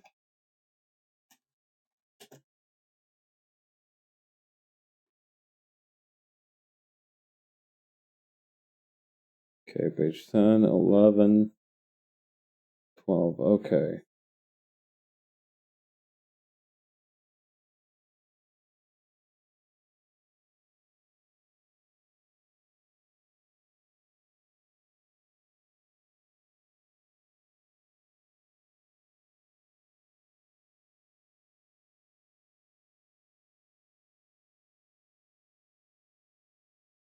Okay, so maybe we shrink down Hawk and the jetpack a little bit in this one. Just so Raph has a little bit more room to maneuver when it comes to the text.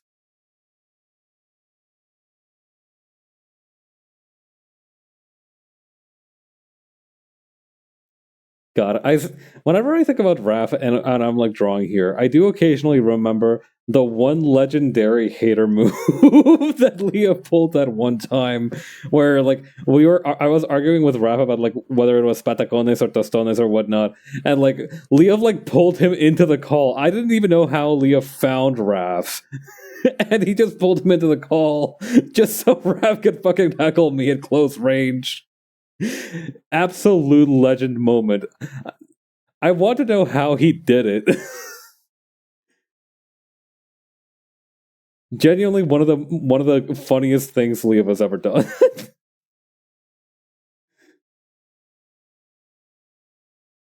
God, that was crazy.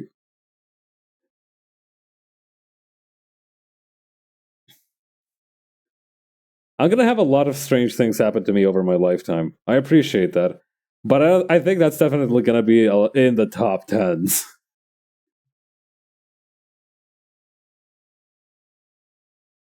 I mean, while I'm here, I might as well add the gun. Why not?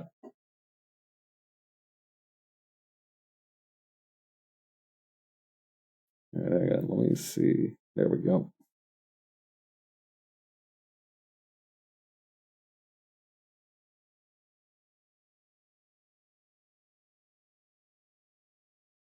All right, then dock this downward.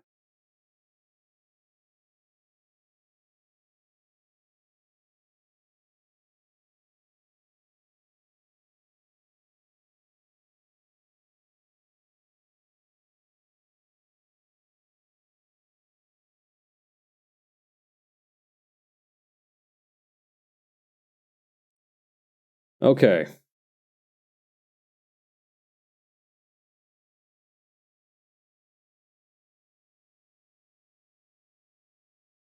I'm gonna put the jetpack just a tiny bit higher. Can I get the helmet in here too? Why not? We basically have all the components already together. Might as well try to squeeze in the last little thing.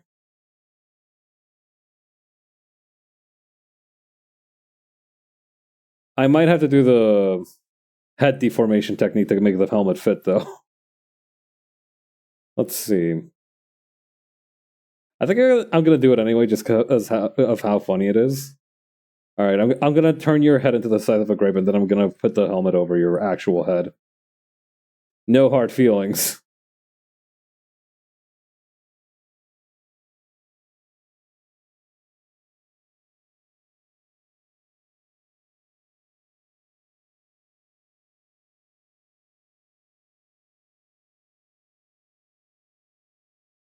There we go.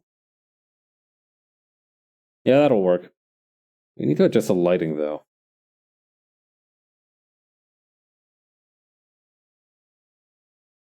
Light source. It's so funny that whenever you have the light source shining hit the helmet at a certain angle, you can tell that this is just like a scuffed up cylinder polygon from Blender. Oh god.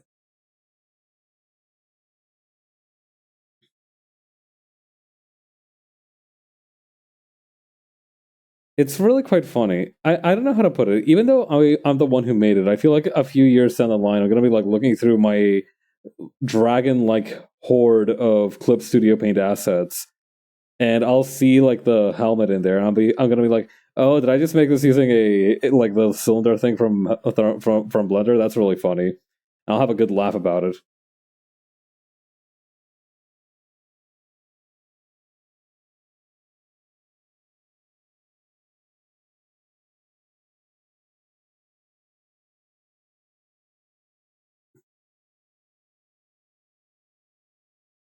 Hmm.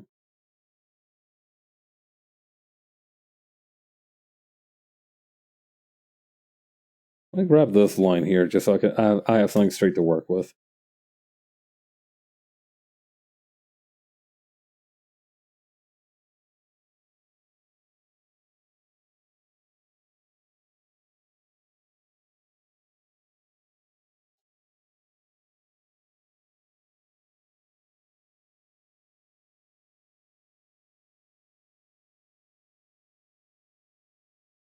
Okay, and over here.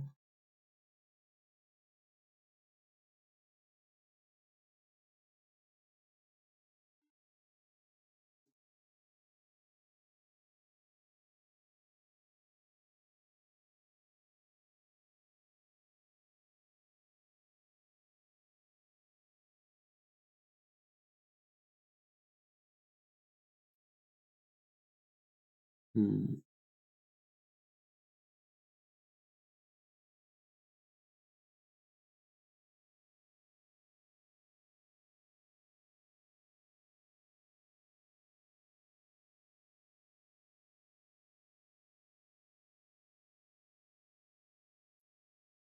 I don't know. Do I need? No, okay. I didn't include the flat part here, so I can just forego it. That's good to know. Let me put this back then.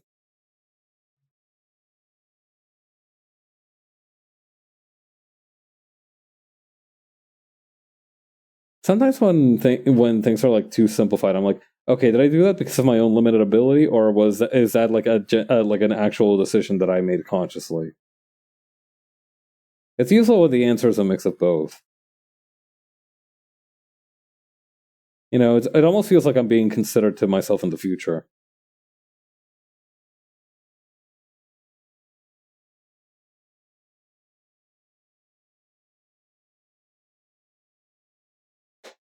Ouch.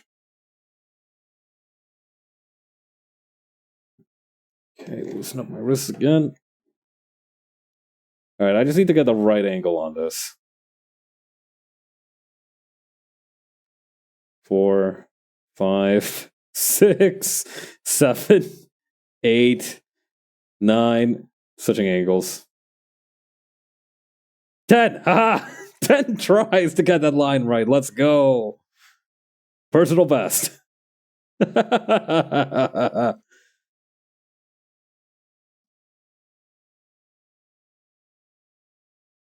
3, 4. Okay. That one took 4 tries, conversely. I don't know. Maybe I'm warmed up now. Who knows?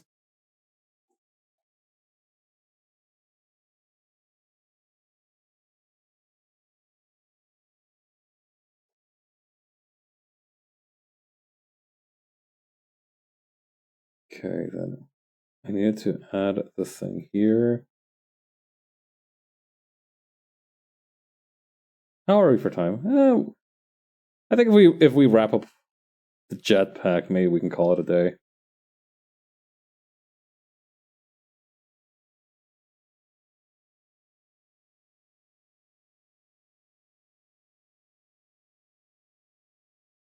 Oh god, I am gonna have to tackle the drawing this whole thing soon, though. But like I said, this is probably like the most background heavy page in the whole next sequence, so I feel like I'm justified going a little ham. It's like the big goodbye.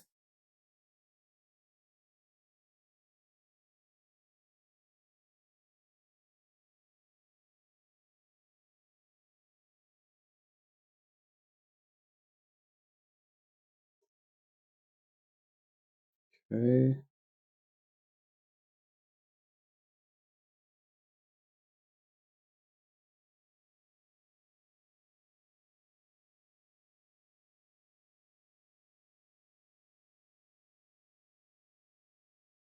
Straight line. Come on, straight line. I could just reuse the one up here. What am I doing?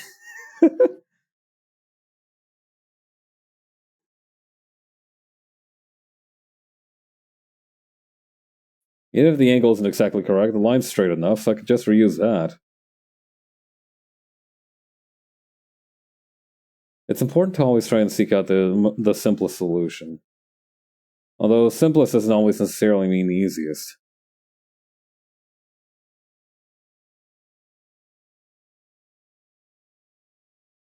For example, if you were trying to build a road around a dangerous mountain, the simplest solution would technically be to just move the mountain. But that doesn't make it any easier. Rather, moving the mountain itself is probably harder than whatever other decision you could make.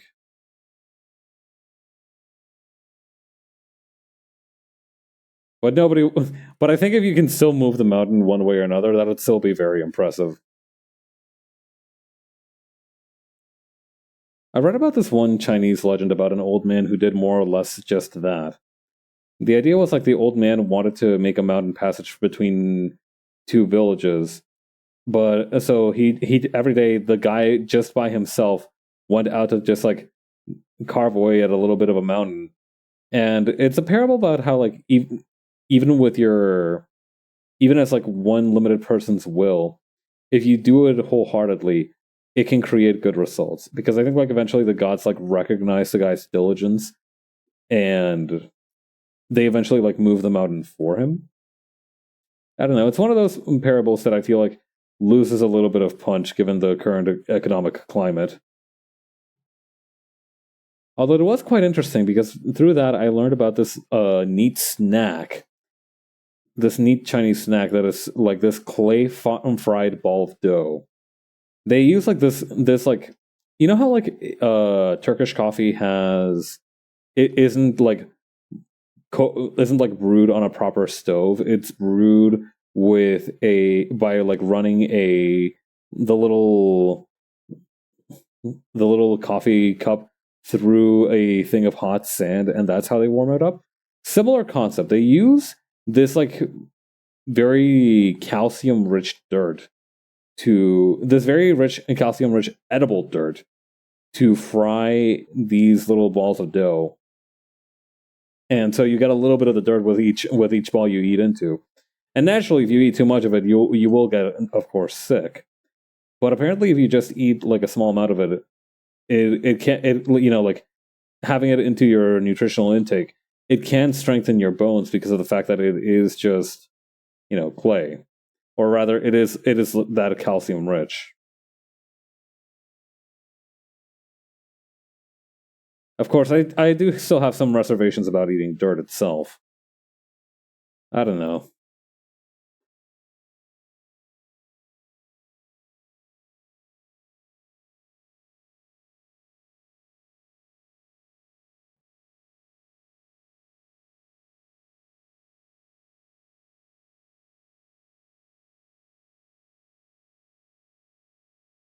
Okay, then over here.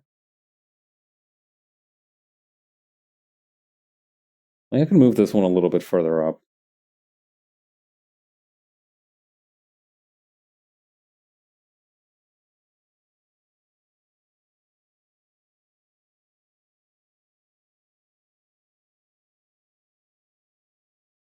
All right, then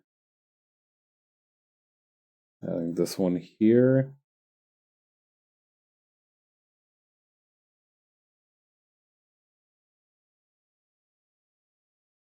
Hmm.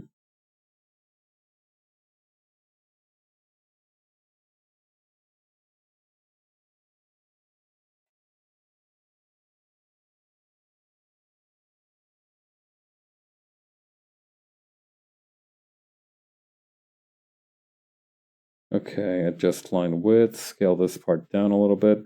Scale it down, I said down!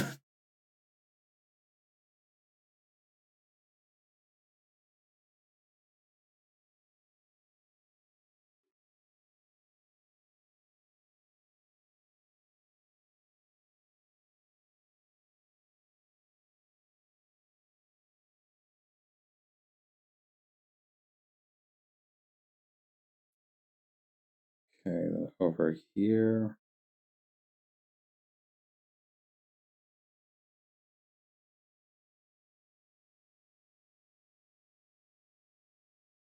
Hmm. Yeah, there we go.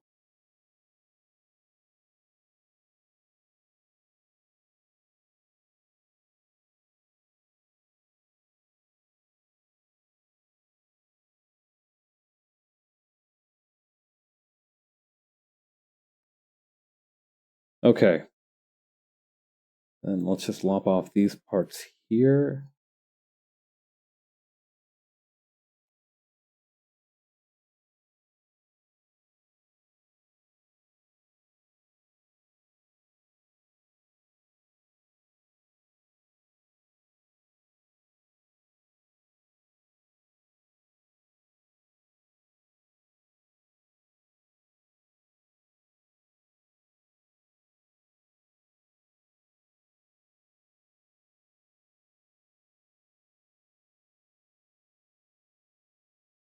Hmm. It's kind of bothersome. I'm not sure how to make it look like the snout is still there without like cutting it off or flattening it somehow. Maybe if I... Yeah, this might work actually.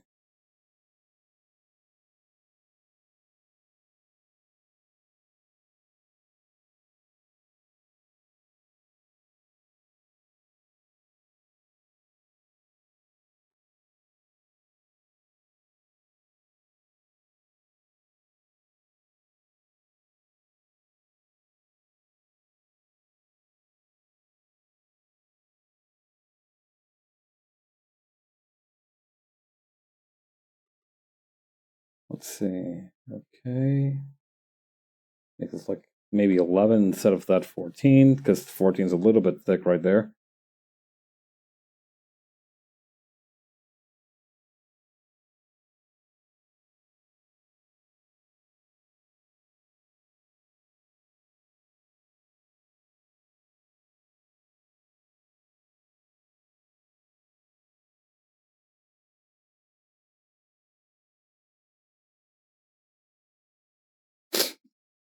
Okay.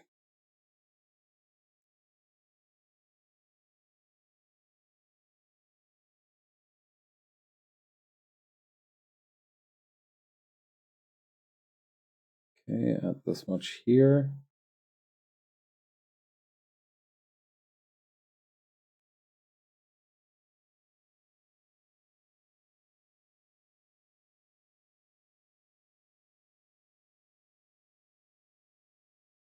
All right, very good.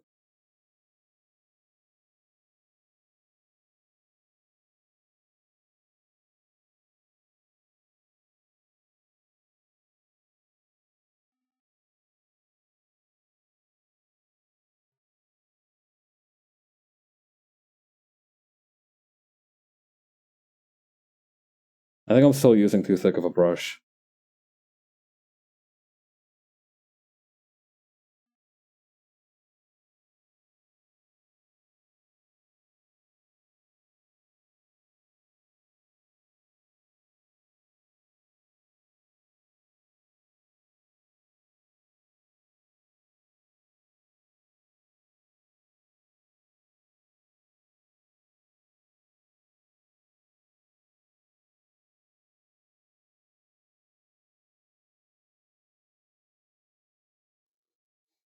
Okay.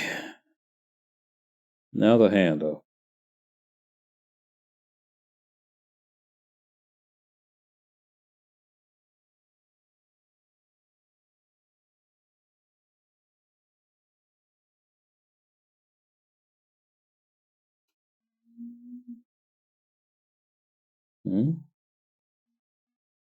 Might help.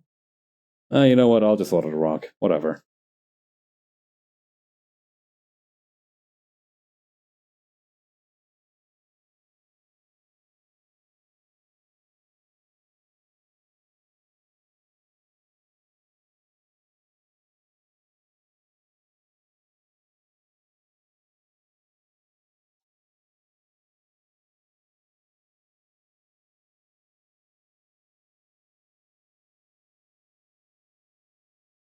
Okay.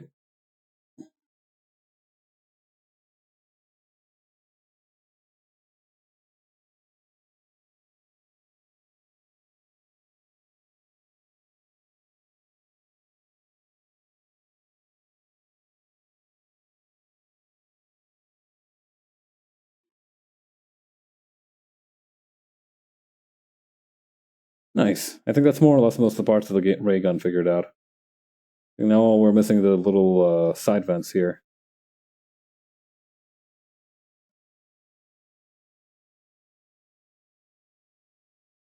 Let me take out the sketch marks and everything first. Ooh, that looks a little. All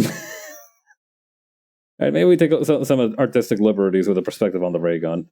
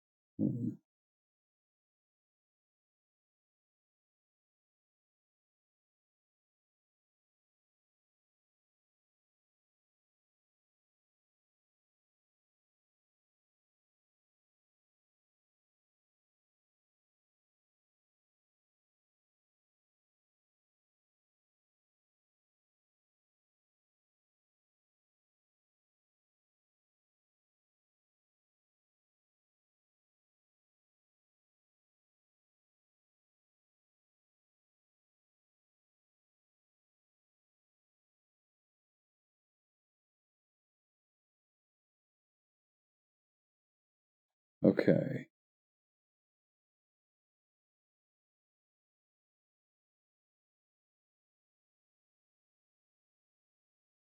It's gonna be a tricky angle to figure out. Gonna need a specific stroke, but I'm gonna get it on first try. Jesse watch. Alright, check this out. Yeah, there we go.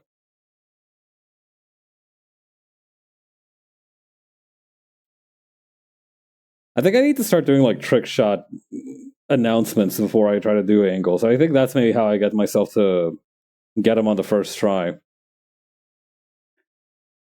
It's kind of like yelling Kobe before throwing something, you know? It imbues it with additional accuracy.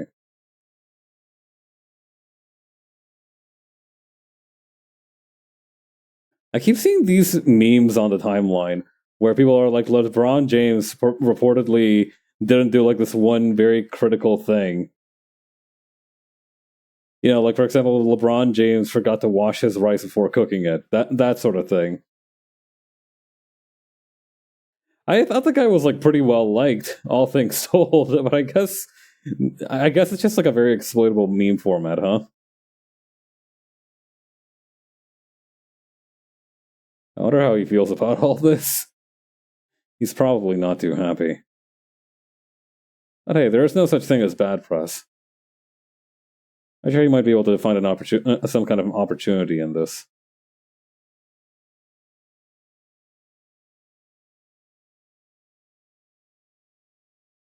You know what I feel like I used to hear more about that people no longer talk about whenever a new one drops? The YouTube Rewind.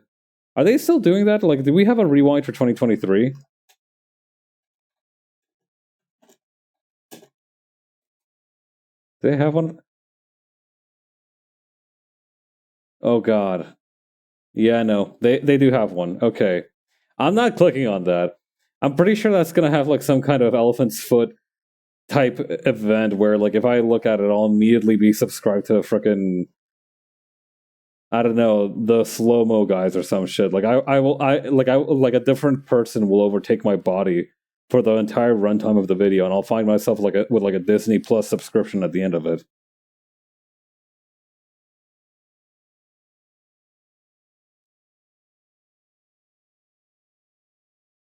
But yeah, it does look like they still do it. I used to remember that those used to be more of a big deal. Like I remember that my buddies would, like in high school, right? Like my buddies would like gather me up, being like, "Yo, the Rewind just dropped," and I'd be like, "Oh, sick!" And we'd like all go check it out because like it was very like fun, creative, edited videos. The last one that I remember watching was like they had Bongo Cat getting married in it for some reason. So that's cute, I guess. But what I I think we kind of peaked with that. I'm not gonna lie. I don't think we can get any better than that. God, remember Bongo Cat? I liked Bongo Cat.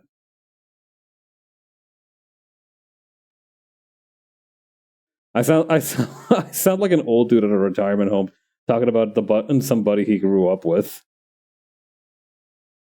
or like some kind of old singer that was like very popular during his time.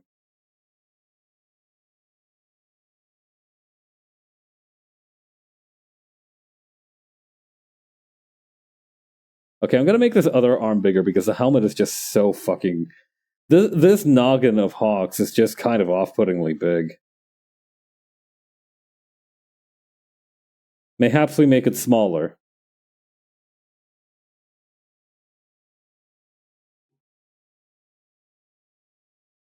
And maybe just a little bit more snouty. Put a snout on that beast. The dog breeders when they were making like sight hounds. Or scent hounds, I don't know. Whichever breed like Borzois belong to. I do think those are supposed to be sight hounds, right? I think like sight hounds are the ones which have like ridiculously long schnozzes.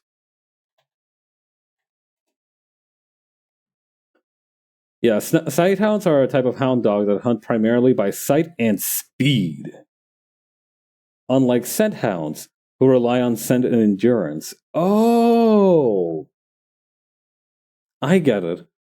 So they okay, that's interesting because you would think the ones with like bigger noses would be better at smelling, but like yeah, no, scent hounds are like beagles and basset hounds, whereas sight hounds are like whippets and things like and whatever this thing is. Oh wait, this is a whippet. I'm reading the caption now. This is in fact a whippet.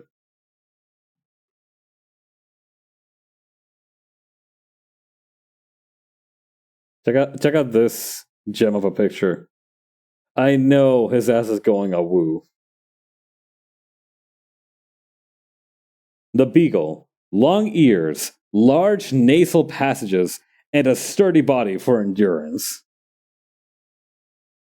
God, yeah, that is such a that is like a nice dog. Look at it. It looks like a tiny little fortress with a no with like floppy ears and a nose.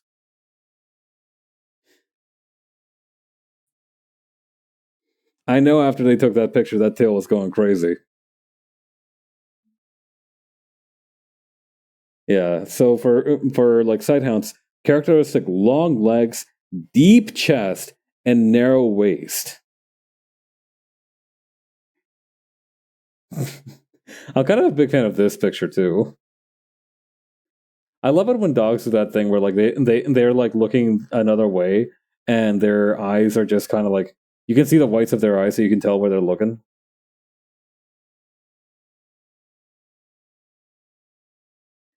Yeah, there's a dog type called a lurcher. Take a gander at this beast, the long-haired lurcher.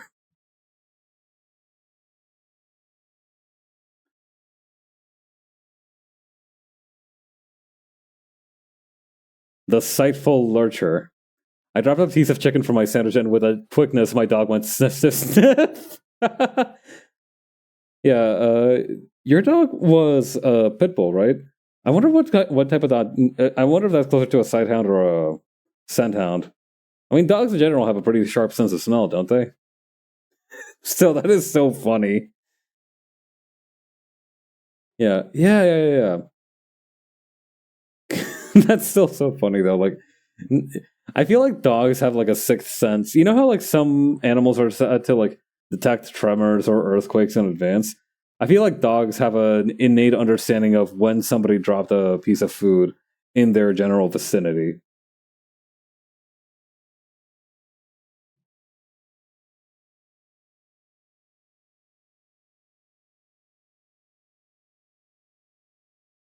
Okay,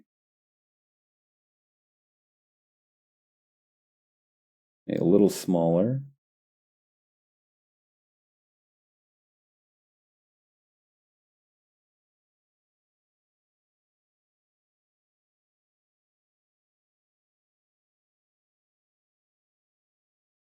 No, no, no.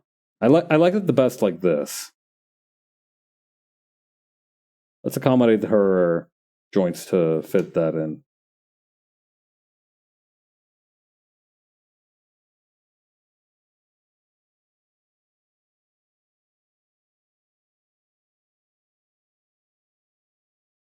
Hmm.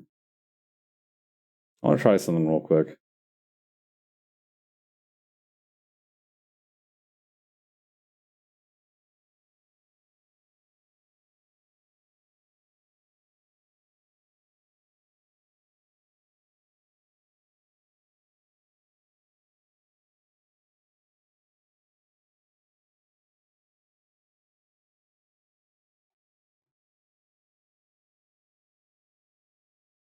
Something about the jetpack doesn't strike me as correctly placed.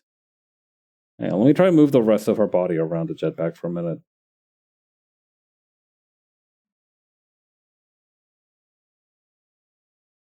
I mean, it's like too small.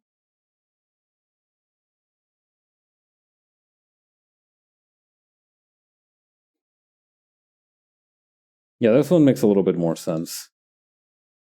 All right, we'll do it like that.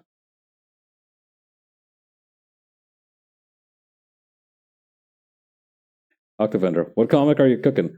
This is a science fiction comic called Hawk Starling, featuring the intrepid protagonist here and her motley crew of a dinosaur guy and her kind of girlfriend, Phantom Thief rival, I guess.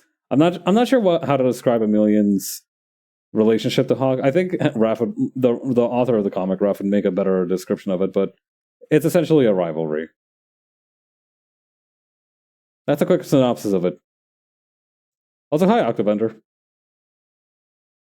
Sick. Thank you, thank you.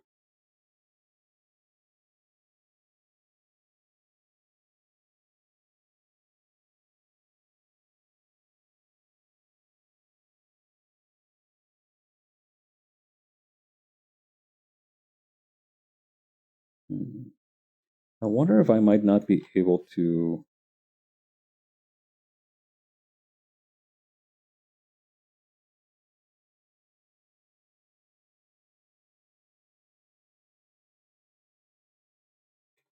Nah, let's leave that alone for now.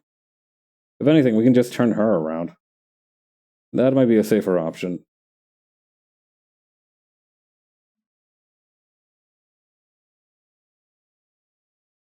I saw the Ace Attorney video on YouTube and figured I'd check the stream. Ah, sick! I'm fascinated that you found me through that. I'm glad you enjoyed the video. But yeah, I mostly stream art stuff. Well, obviously, I occasionally do a little bit of video editing too, but yeah, I mostly do art stuff like this. Yeah, welcome to the channel.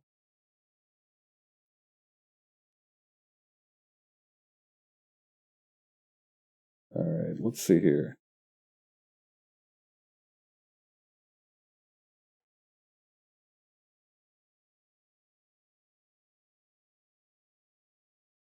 How do I make this gun look like? I don't know. Maybe it'll look better once I get the rest of the background in here. It definitely looks a little bit more cohesive than what I had earlier. This one feels a little bit stiff in comparison.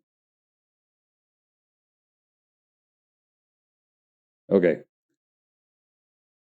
How are we for time? I can do a little bit of more work. Why not?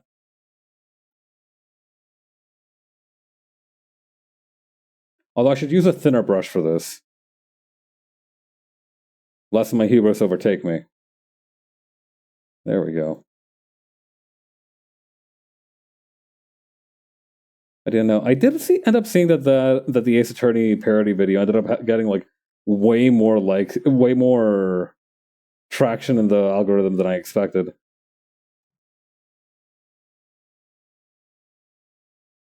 I don't know.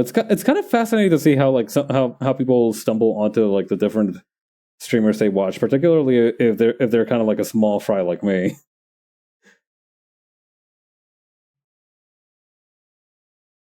I don't know. For larger streamers, obviously like they have a little bit of traction in word of mouth, but for smaller folks like me, it's kind of like a miracle whenever somebody decides to stop by. So I always appreciate it.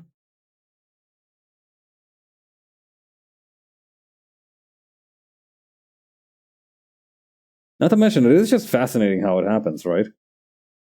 There's all sorts of ways you can find out about someone. Although I think most people usually just have a clip go kind of viral, right? I guess in a certain regard, that's kind of what happened to me too. All right, let's see. Draw vector line width. Hang on, something about this isn't right. Maybe do I need to increase the brush size? What's up? Oh no, there we go. That did it. I just need to start from the other end.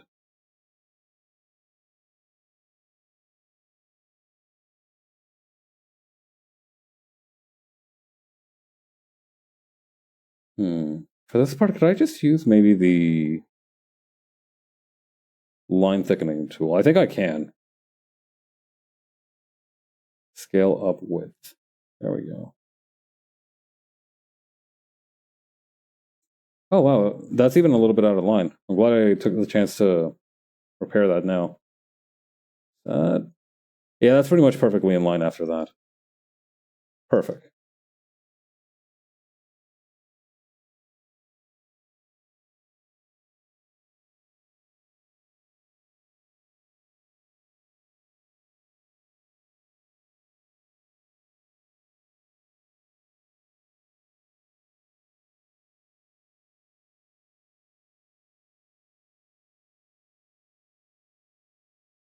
It's so convenient having a model like this. I think the only downside is that because I didn't know what kind of color scheme I'd ultimately be using for the big cannon, I didn't get to use that same color scheme here. But one way or another, it worked out.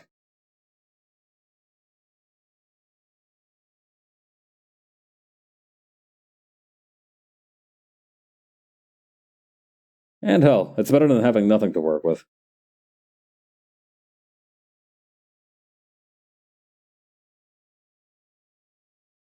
Yeah, it's all. I think like something that my day job has taught me is that very often having even like something, right? Not even something necessarily appropriate or something good as a reference, right, for what you need to do is often better than having nothing at all. Because I think when people are given a certain degree of responsibility and they have to just make something, right? They feel a lot of pressure and they feel like, oh, do I need to do it like this? Do I need to do it like that? And sometimes they don't understand like maybe the cadence or what they need to communicate to satisfy the conditions of that task. So I think having a reference, just even having like a reference, any sort of reference, is often better than having no reference whatsoever.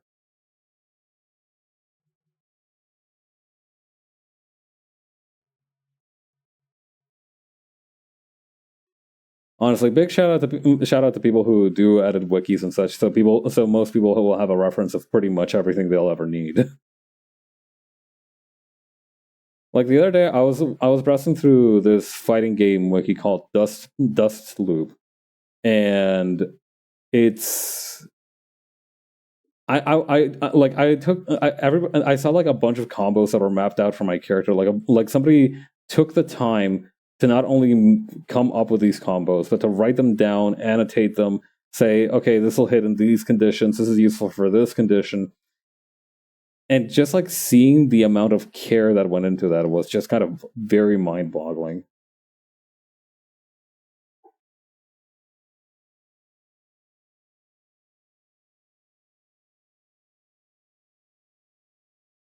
It kicks a lot of ass when you can see that somebody cares enough about something.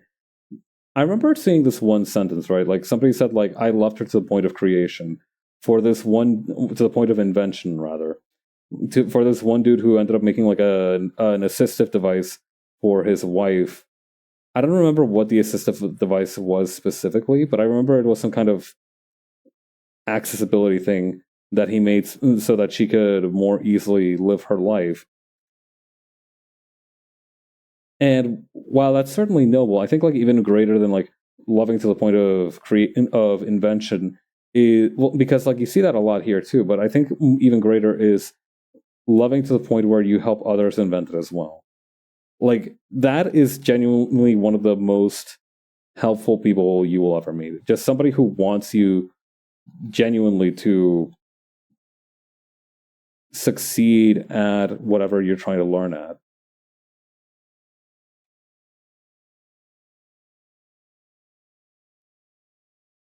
It cannot be overstated how good it is to just have people who you can tell care about you getting better. Like in V server, we have this one dude called David who is an absolute monster at Guilty Gear. Like, like if anybody is going to go to Evo and do well, it's gonna be him. And he has my respect not only for also being a really good artist, but also for the fact that like every single time he's ever beaten my ass, I've learned something from it. And he's like asked me to learn something from it. He has fought he is literally doing that thing in like kung fu movies where like the old master is like kicking the students' ass in a precise way to like help them understand their own flaws.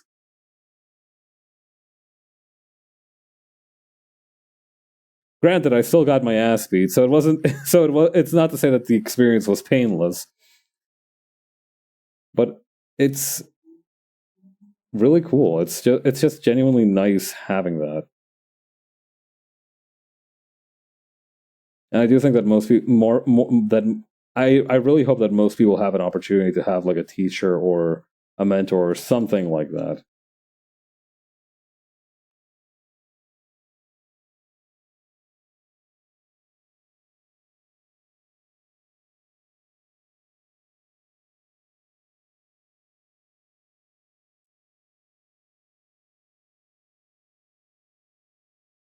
Okay, then over here. God, that is really funny to think about, though, that we are maybe 1 or 2 generations of fighting game players away. Like, maybe not even generations, just like 5 to 7 years, I'm going to say, of fighting game players just like literally having some kind of Gracie family kind of. I'm not going to call it a plotline, but kind of scheme where like they have a bunch of successors that all just like know how to kick ass in the specific way that they know how to kick ass. God.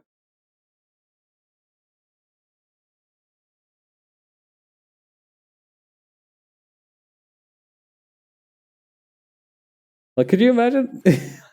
That is a kind of a funny thought too, because imagine you went to like a fighting game tournament, you got your ass beat because of like this one dude, and then like 5 weeks later at your locals, you're fighting another guy, and you're like, hang on, have I seen this dude somewhere before? And you learn that it's the cousin of the dude who beat your ass, but like because the cousin just wasn't nearly as talented as the guy at the tournament, he just kind of like plays at locals and doesn't tries not to make too much trouble for the family.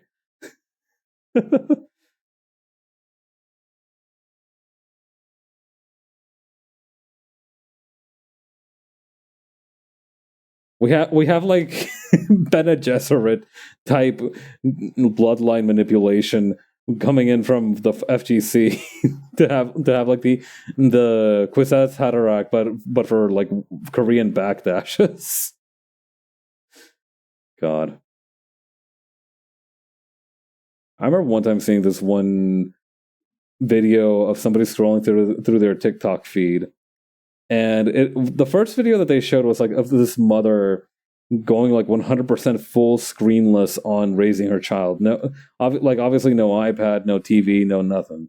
And she's just like day 487 of like raising a child with zero screen time. The thing I've noticed is that, and the video cuts off because the person goes through their feed, and the next video in their feed is of this dude who has like a toddler set up in front of like this gaming in front of like this Alienware gaming laptop with like a small handheld console beside her, and being like, okay, so my baby is like officially a toddler, and like the caption's like progress update on the gamer baby, and he's like, all right, so my baby is now officially like a toddler, and at that, like a 6-week-old toddler, and at that point, the cognitive abilities for development improve massively. So I'm starting her on like 5 or 6 different games at once, and then we're gonna see if we can improve from there.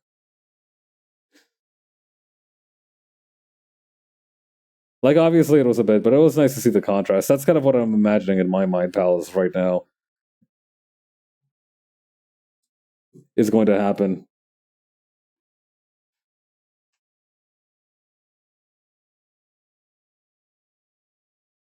The article of Lisa Nalgaib is gonna be like the kid innately knowing how to do charge inputs.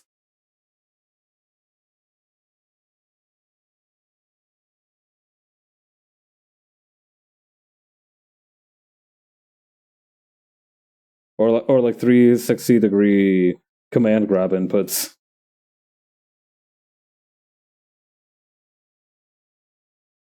Got it. I'm really glad that the grappler mains are eating with Tekken, because I feel like if they were good, if like they had good character representation in other games, I would be screwed.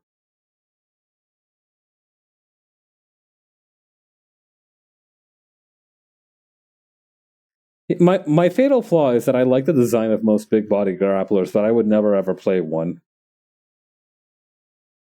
That is like my own personal Everest to overcome, if you will.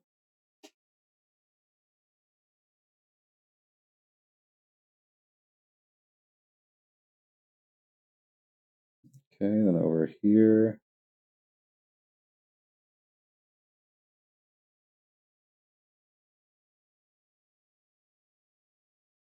Hell, my own character, the character that I made in Guilty Gear has a command grab. I have not landed that thing even once in all of my time playing him. Not once. And the funniest thing is too that because I mash a lot, I end up accidentally inputting the command for the command grab. And so I just like whiff it in like from like the other side of the screen when my opponent is like on the other side of the country from me. And I can just hear them in their head going like, dude, what the fuck are you doing? Every single time that happens. I either need to like start landing that thing or I need to start doing it on purpose so I can start like confounding my opponents with my stupidity.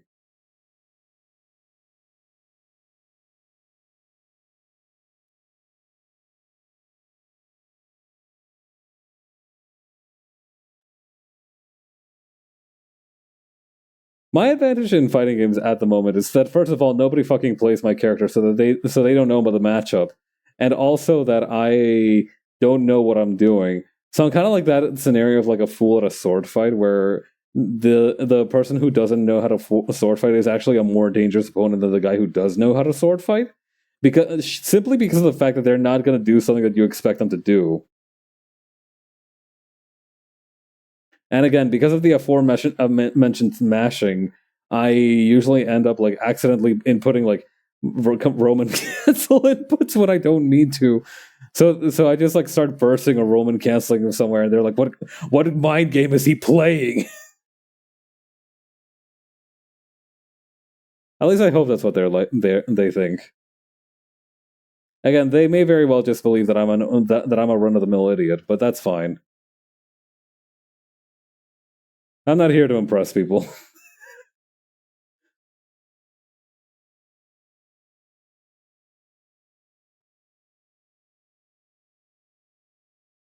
All right, I think I'm gonna end it here for today. This big structure obviously isn't getting finished anytime today, and I think I've had enough. Is V still streaming? Final Fantasy 16. Yes, she is. All right, we're gonna go say hi to V. All right, take it easy. I will be back tomorrow. I might actually change what I'm doing tomorrow for stream. So be on the lookout for that. All right, catch you later. Bye.